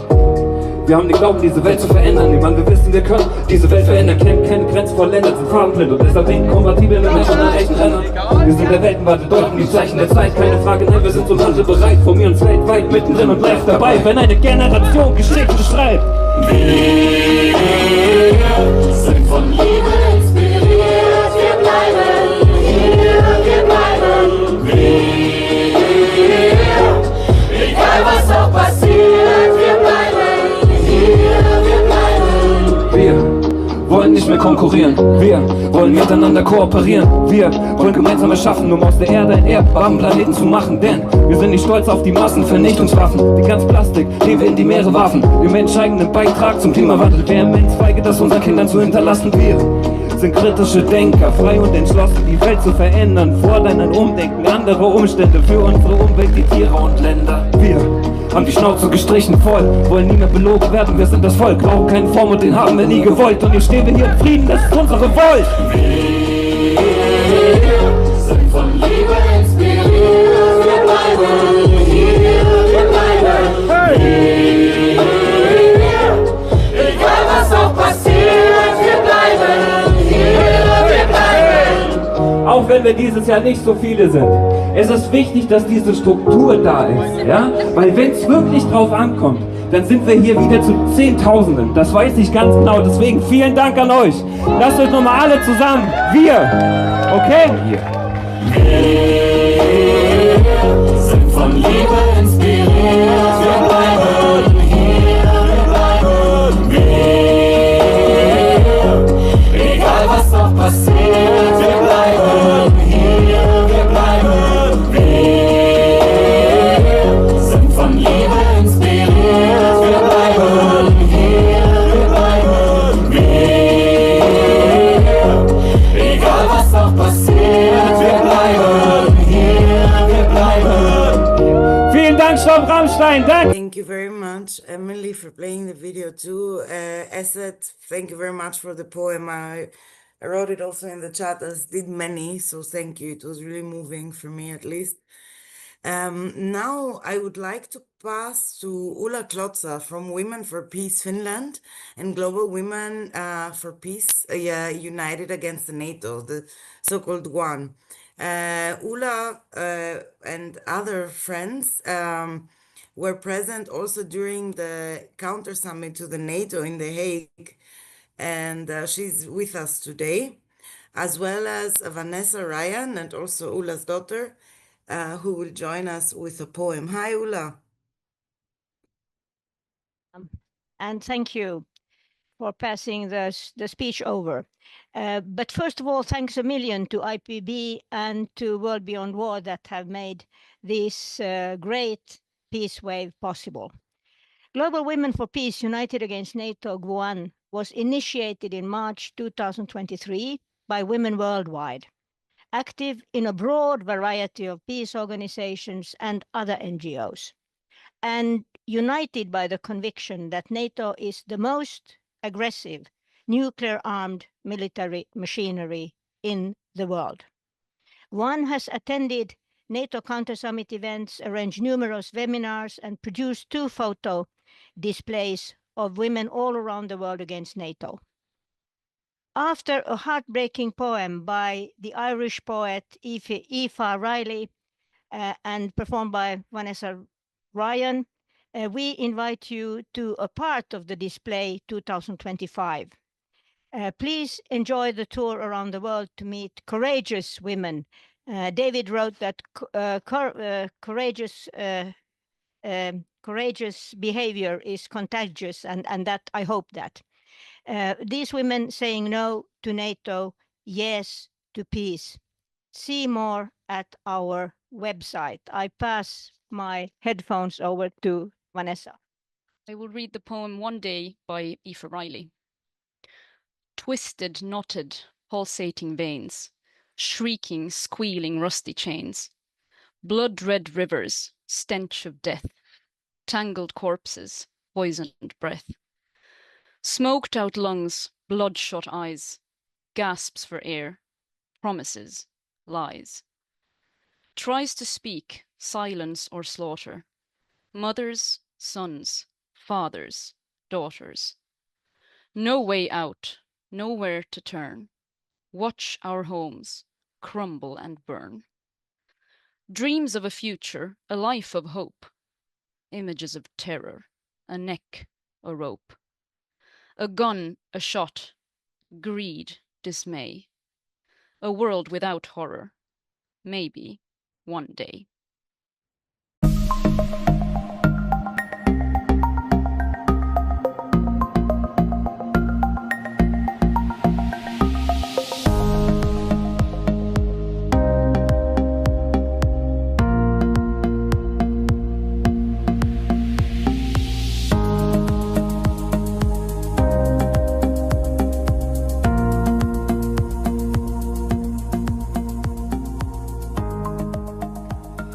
NATO war crimes and involvement.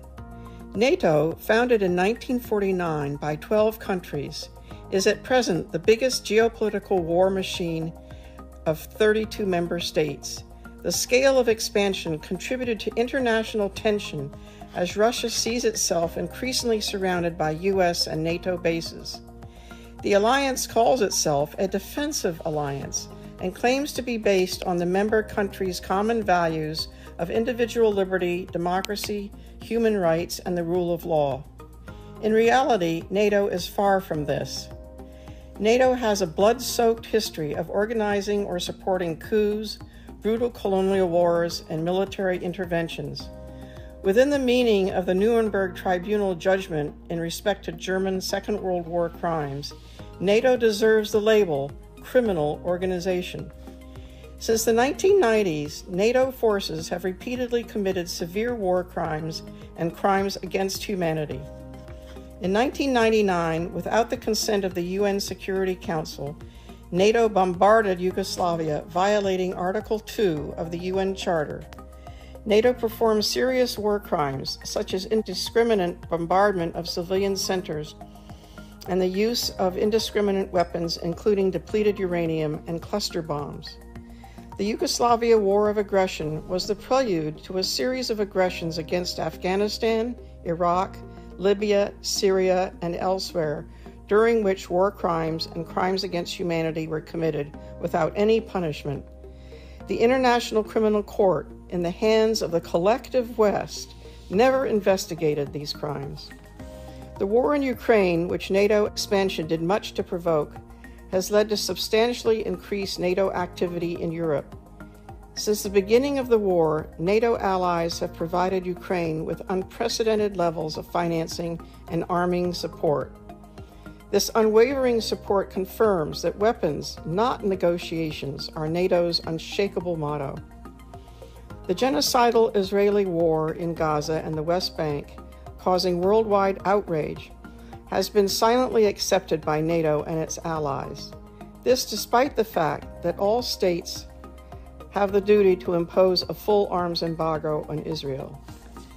This duty derives from decisions of the International Court of Justice from January and July 2024 that concluded Israel is plausibly carrying out genocidal actions in Gaza in violation of the Genocide Convention and that Israel is illegally occupying Palestine.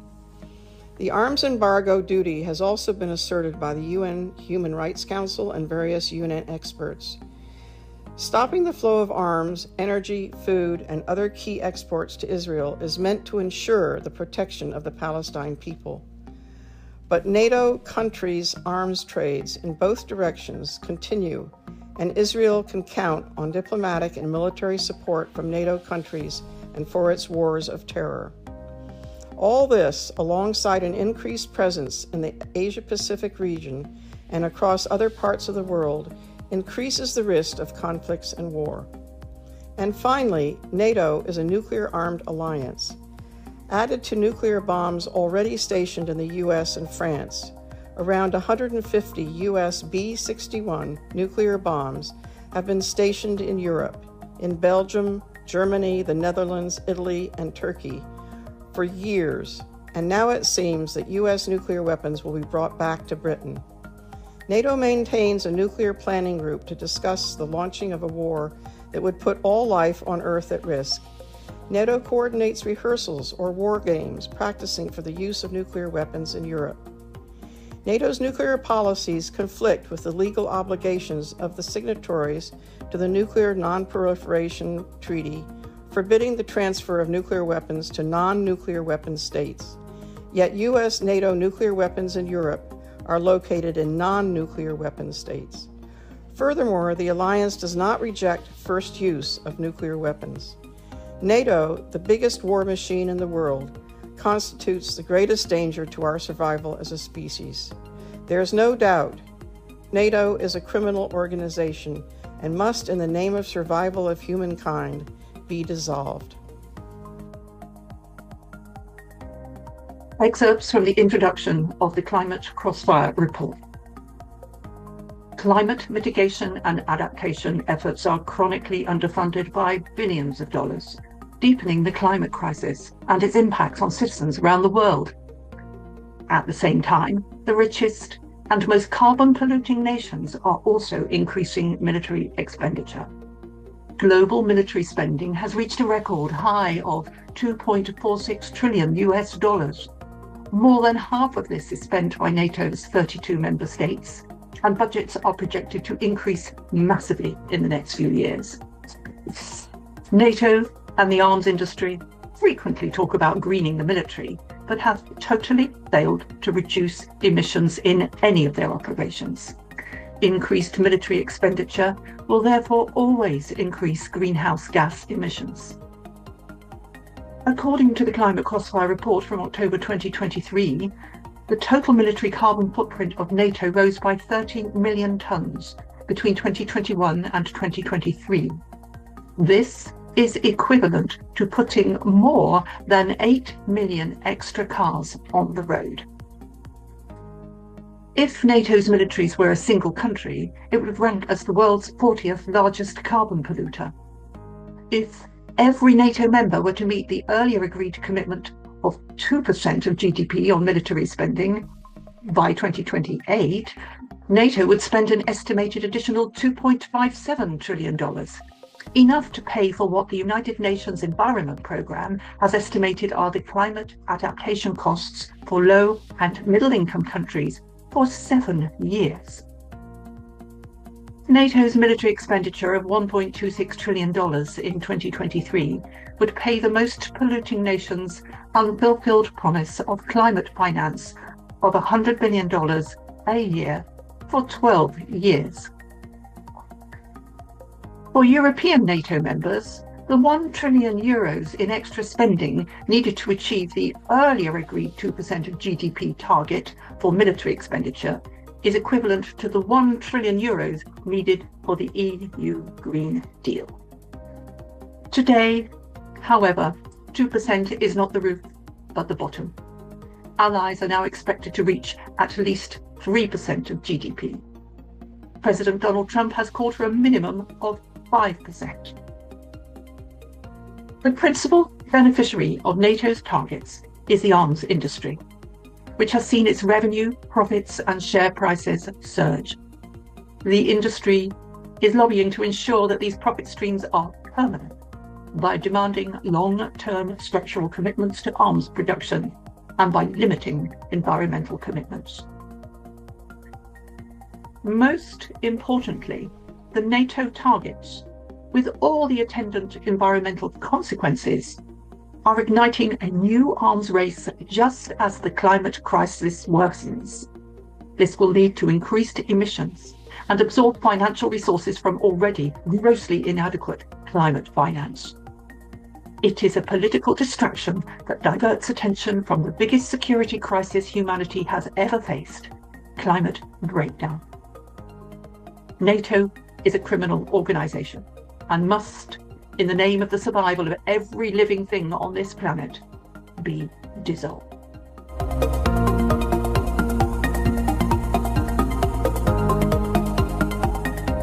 So thank you very much, Ula. Please also post the link to the great video of Guan in the chat so everybody else can visit it and share it around. Thank you for being with us. Hi, I'm Ludo de Brabander and I'm the spokesperson of Vrede VZ2, which is a Belgian peace organization and also member of the International Coordination Committee No to War, No to NATO.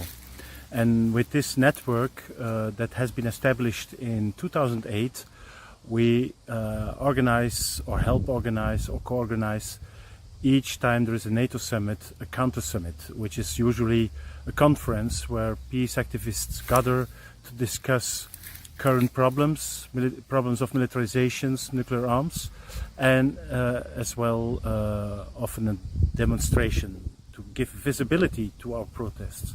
So this year was also in Den Haag.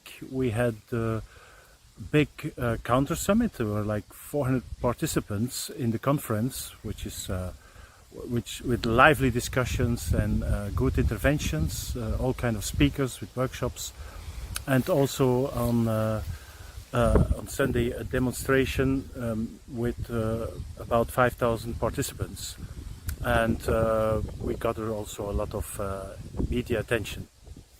And so it's very clear, I think, NATO is a problematic organization, a driving force of worldwide militarization, representing 55% of military expenditures now, which will increase, likely increase in the coming years, since they decided to increase military budgets until 5% of the GDP of each of the countries, which is a tremendous and unbelievable amount of money, and which of course can only be spent if with austerity policies, with savings on social spending, spending on environmental problems to address them. So this is really a very big problem, and therefore I think it's very important for the peace movement also to join forces with trade unions, environmental organizations and others, so to strengthen our opposition to this kind of militarization, which is threatening the welfare state. So this is one of the big problems, of course, now, the militarization of NATO, the confrontation policies we have seen in the past with Russia. We will have more and more also with China. And this is, of course, something very dangerous, with increased military spending, with armament, that can create, let's say, like a possible war even. So this is something we need to avoid. And NATO is also a nuclear organization, by their own words, a nuclear alliance, and one of the driving forces also in nuclearization of nuclear arms. So if you look to the amounts of money that is spent into these nuclear arms, the United States alone is almost half of what all 9 nuclear armed states spend, and you have of course also United Kingdom and France. So NATO is for a few years already attacking also the ban treaty, so the TPNW, instead of trying to create, let's say, an environment and also a policy, diplomacy, to try to have new disarmament, nuclear disarmament agreements. So these are only a few of the big problems of NATO, and so next year the NATO summit will be in Turkey, in Ankara. So, and I think we already need to prepare our counter summit, and hopefully now with a lot of other forces, not only peace activists, but as I said, also trade unionists, organizations like Greenpeace and others, because it's in our common interest to oppose this war machine and to try to develop the policies of our governments into a real peace policy, which is disarmament, which is about focusing on diplomacy, strengthening international law and human rights. Thank you very much.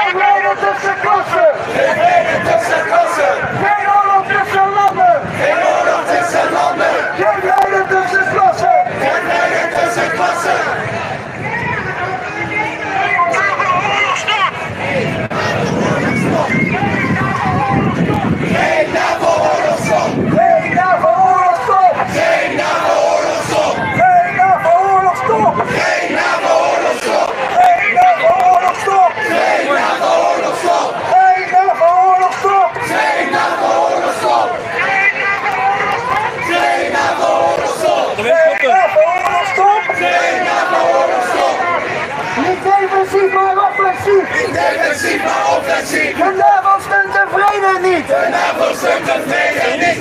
Defensief maar offensief.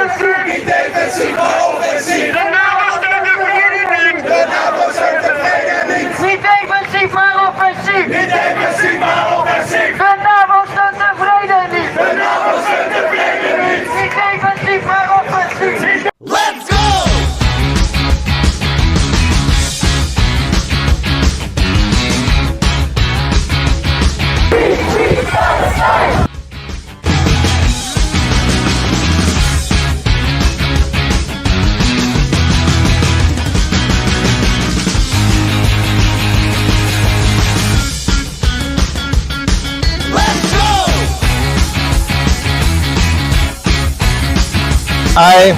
I came from Romania to protest against all these stupid criminal wars that are being led in our names. But the people, they want peace. People don't want war.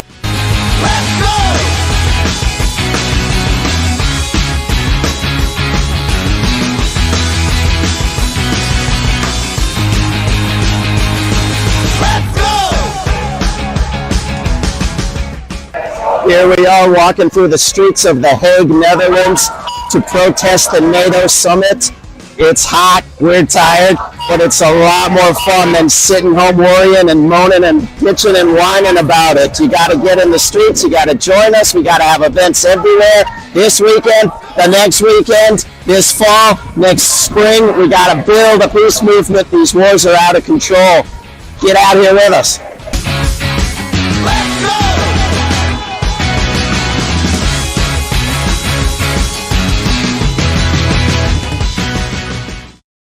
You're welcome, and I want to check if Roberto Morea is here. Roberto is my dear colleague, but he's also part of the coalition Stop Rearm Italy, and he's going to tell us about their mobilizations on the 21st of June, an impressive demonstration with 100,000 people. How did you do it, Roberto? Thanks. Well, first of all, we start from a campaign that is called Stop Rearm Europe, because after the launch of the Ursula von der Leyen announced the huge expenses that they want to do in Europe in order to rearm our country. We launched this campaign against the rearmament and the expenditure in army. This was an European campaign. It is, and I invite you to have a look at our website, stoprearm.eu. And thanks to this campaign in Italy, we had more than 400 organizations that signed for this. We launched also a demonstration in the 21st of June, and as Katja say, we were able to collect all these people because we intercept, I think, a need of a large strata of our population to confront what is happening in our time, the tragedy of the genocide in Gaza, the war in Ukraine, and the other wars around the world, and to stop what the militarization bring with it.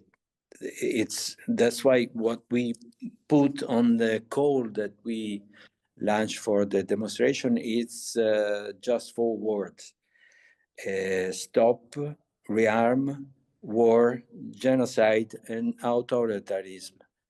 I think that what we heard about Belarus and other countries, it's a typical reaction of what against the peace movement, and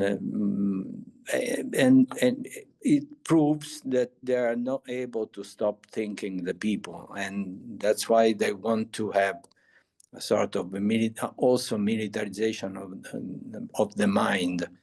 And I think what we have to do is create a synergies between all over Europe and all over the world, of course, to stop this thinking that only by force we can have a relation with the others.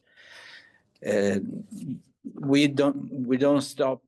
We didn't stop with the demonstration. We are still working on the ground, and we had more than 40 initiatives and die-in in all over the country, in big cities and small cities. And now we are starting with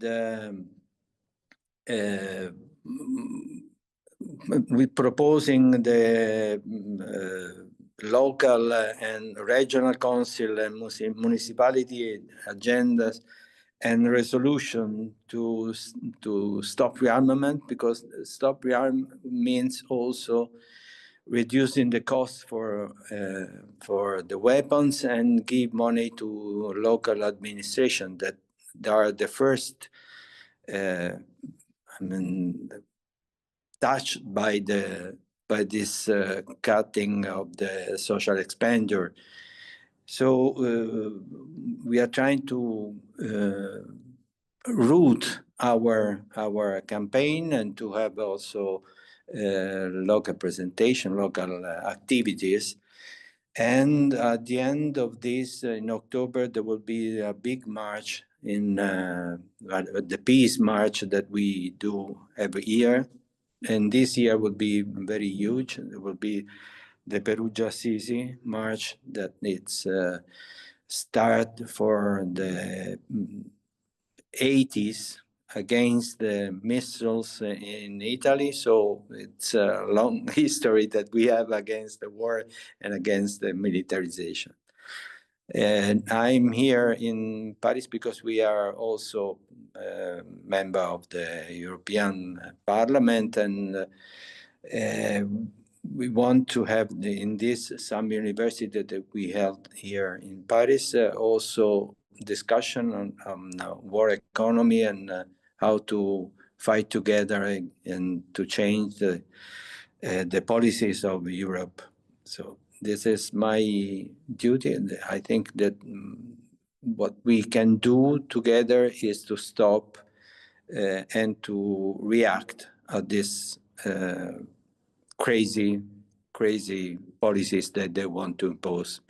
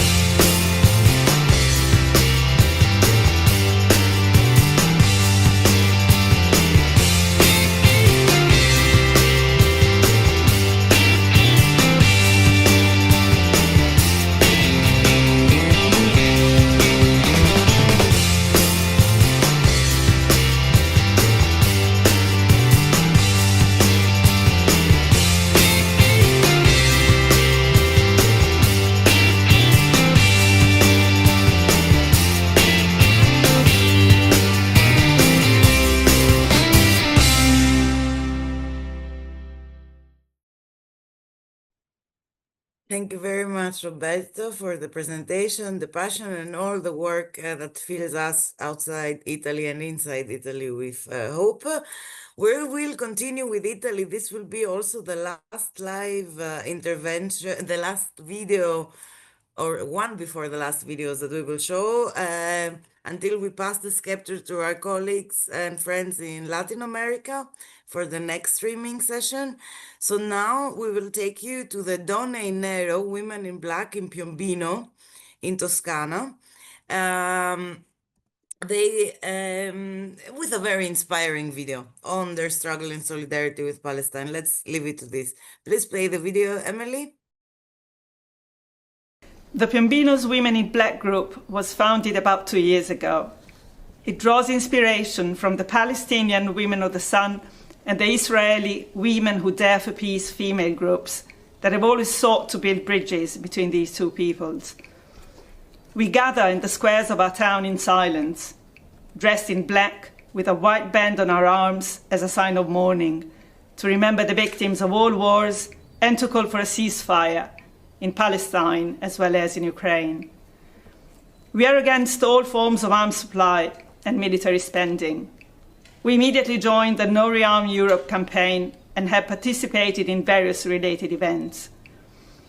We aim to encourage people to reflect on the theme of war, which we consider a tragedy.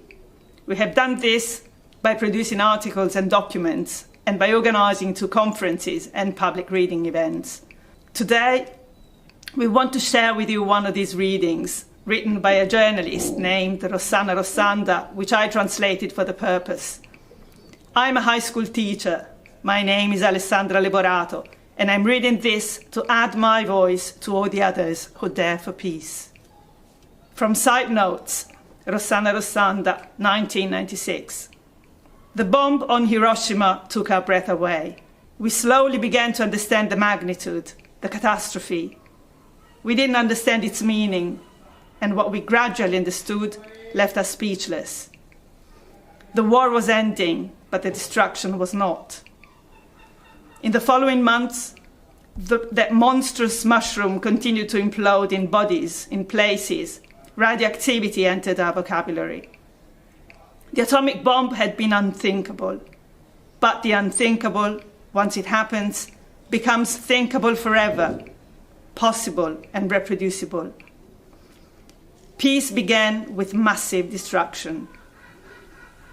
I don't know if it was the sheer number of victims that left us speechless. Perhaps they were 130,000, but we had already counted tens of millions dead in the war. Nor was it grief. Other people's grief is just something we rationalize. I think it was the impossibility of imagining the event, the instant disintegration in a flash of flame, the blinding brightness, then the darkness and silence that followed. Even in these days, we've heard the testimonies of survivors, kept apart from the rest for decades, as if contaminated. We listen, but we do not truly hear. We cannot, and perhaps it is right and vital that we cannot. There are places where we must not go. What struck us most was that our side had used the bomb. The American atomic bomb had to come before Hitler's. It was accelerated. The best minds were recruited. Was it necessary? Was it not? How far can we go in extermination to save ourselves from extermination?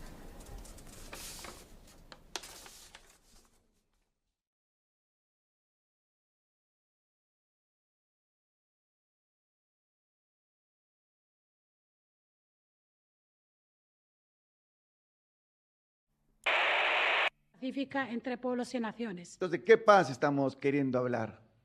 ¿De qué desarme estamos queriendo hablar? Yo no quiero una Europa de la OTAN, yo quiero una Europa de los pueblos, de los derechos, del bienestar, de la democracia, de la igualdad. No quiero una Europa racista. Somos un movimiento de liberación que siempre ha enarbolado la bandera de la defensa del derecho internacional humanitario, de la defensa de los derechos humanos, de la defensa de los derechos de los pueblos y por la paz, por la libertad, por la soberanía y por la convivencia pacífica entre pueblos y naciones. Y que los trabajadores y trabajadoras entiendan que hay que seguir luchando por la paz.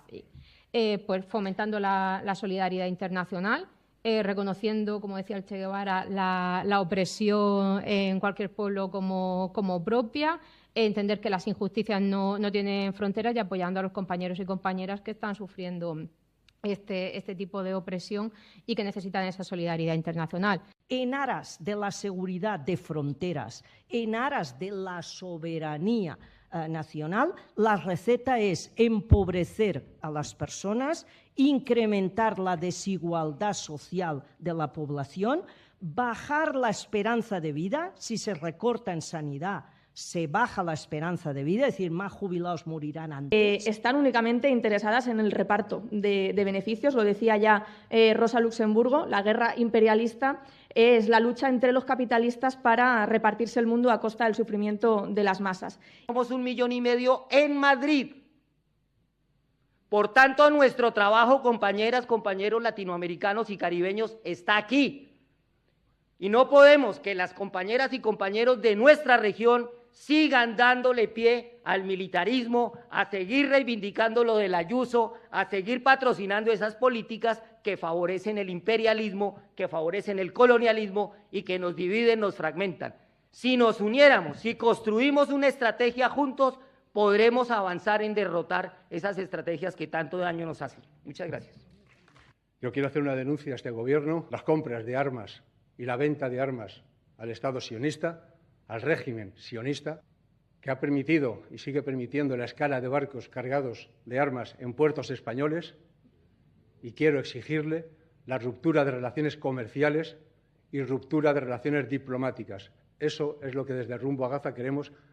Un embargo real e integral de armas. Eso es lo que tenemos que exigir. Ahí, si eso se hace, si eso se consigue, ahí sí que habrá presión para que Israel pase. Si realmente paramos el acuerdo preferencial europeo que tiene con Israel, eso le va a hacer pupa a Israel. A las formas de dominación capitalistas, a las dinámicas históricas que ha generado ese mismo colonialismo con el racismo, con expresiones patriarcales, machistas, donde crea un tipo de cultura de violencia político-social permanente. O sea, yo quiero poner esa guerra con ojos de mujer, pero también esa guerra con ojos de tierra, ¿no? Los conflictos bélicos responden a lógicas que alimentan y son alimentadas por un orden patriarcal, es decir, que hay una retroalimentación y crecimiento mutuo entre militarismo y patriarcado.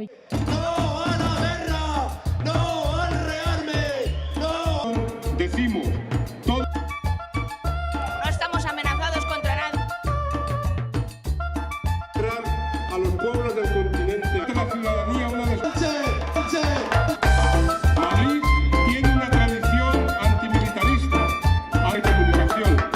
Los mensajes que se están transmitiendo esta semana, exigimos el alto el fuego denegado, tenemos la...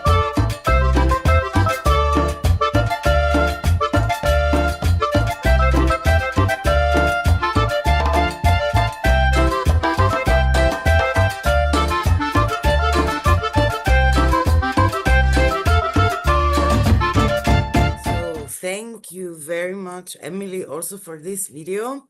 We're 1 minute away from the end of the, let's say, European part of the Peace Wave stream. I want to thank everybody for the technical support, all the speakers for being here with us. We managed, I think, in these 2 hours to articulate the diversity of peace action.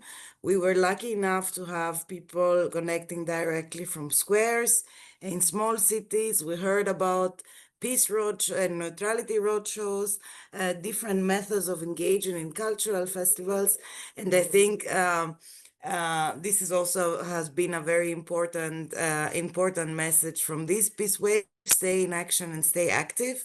Just a side note that we have at least 3 more videos that we will not be able to show, and greetings from different countries in Europe at this point, in order to finish on time and pass to our Latin American colleagues and friends. But you know, we have been recording this session, so we hope in the final recording we can edit these messages in so everybody's videos gets passed along in this global peace community. Thank you very much. Thank you also to the IPB and IPB team for the technical support of these 2 hours, and see you soon. Keep up the good fight.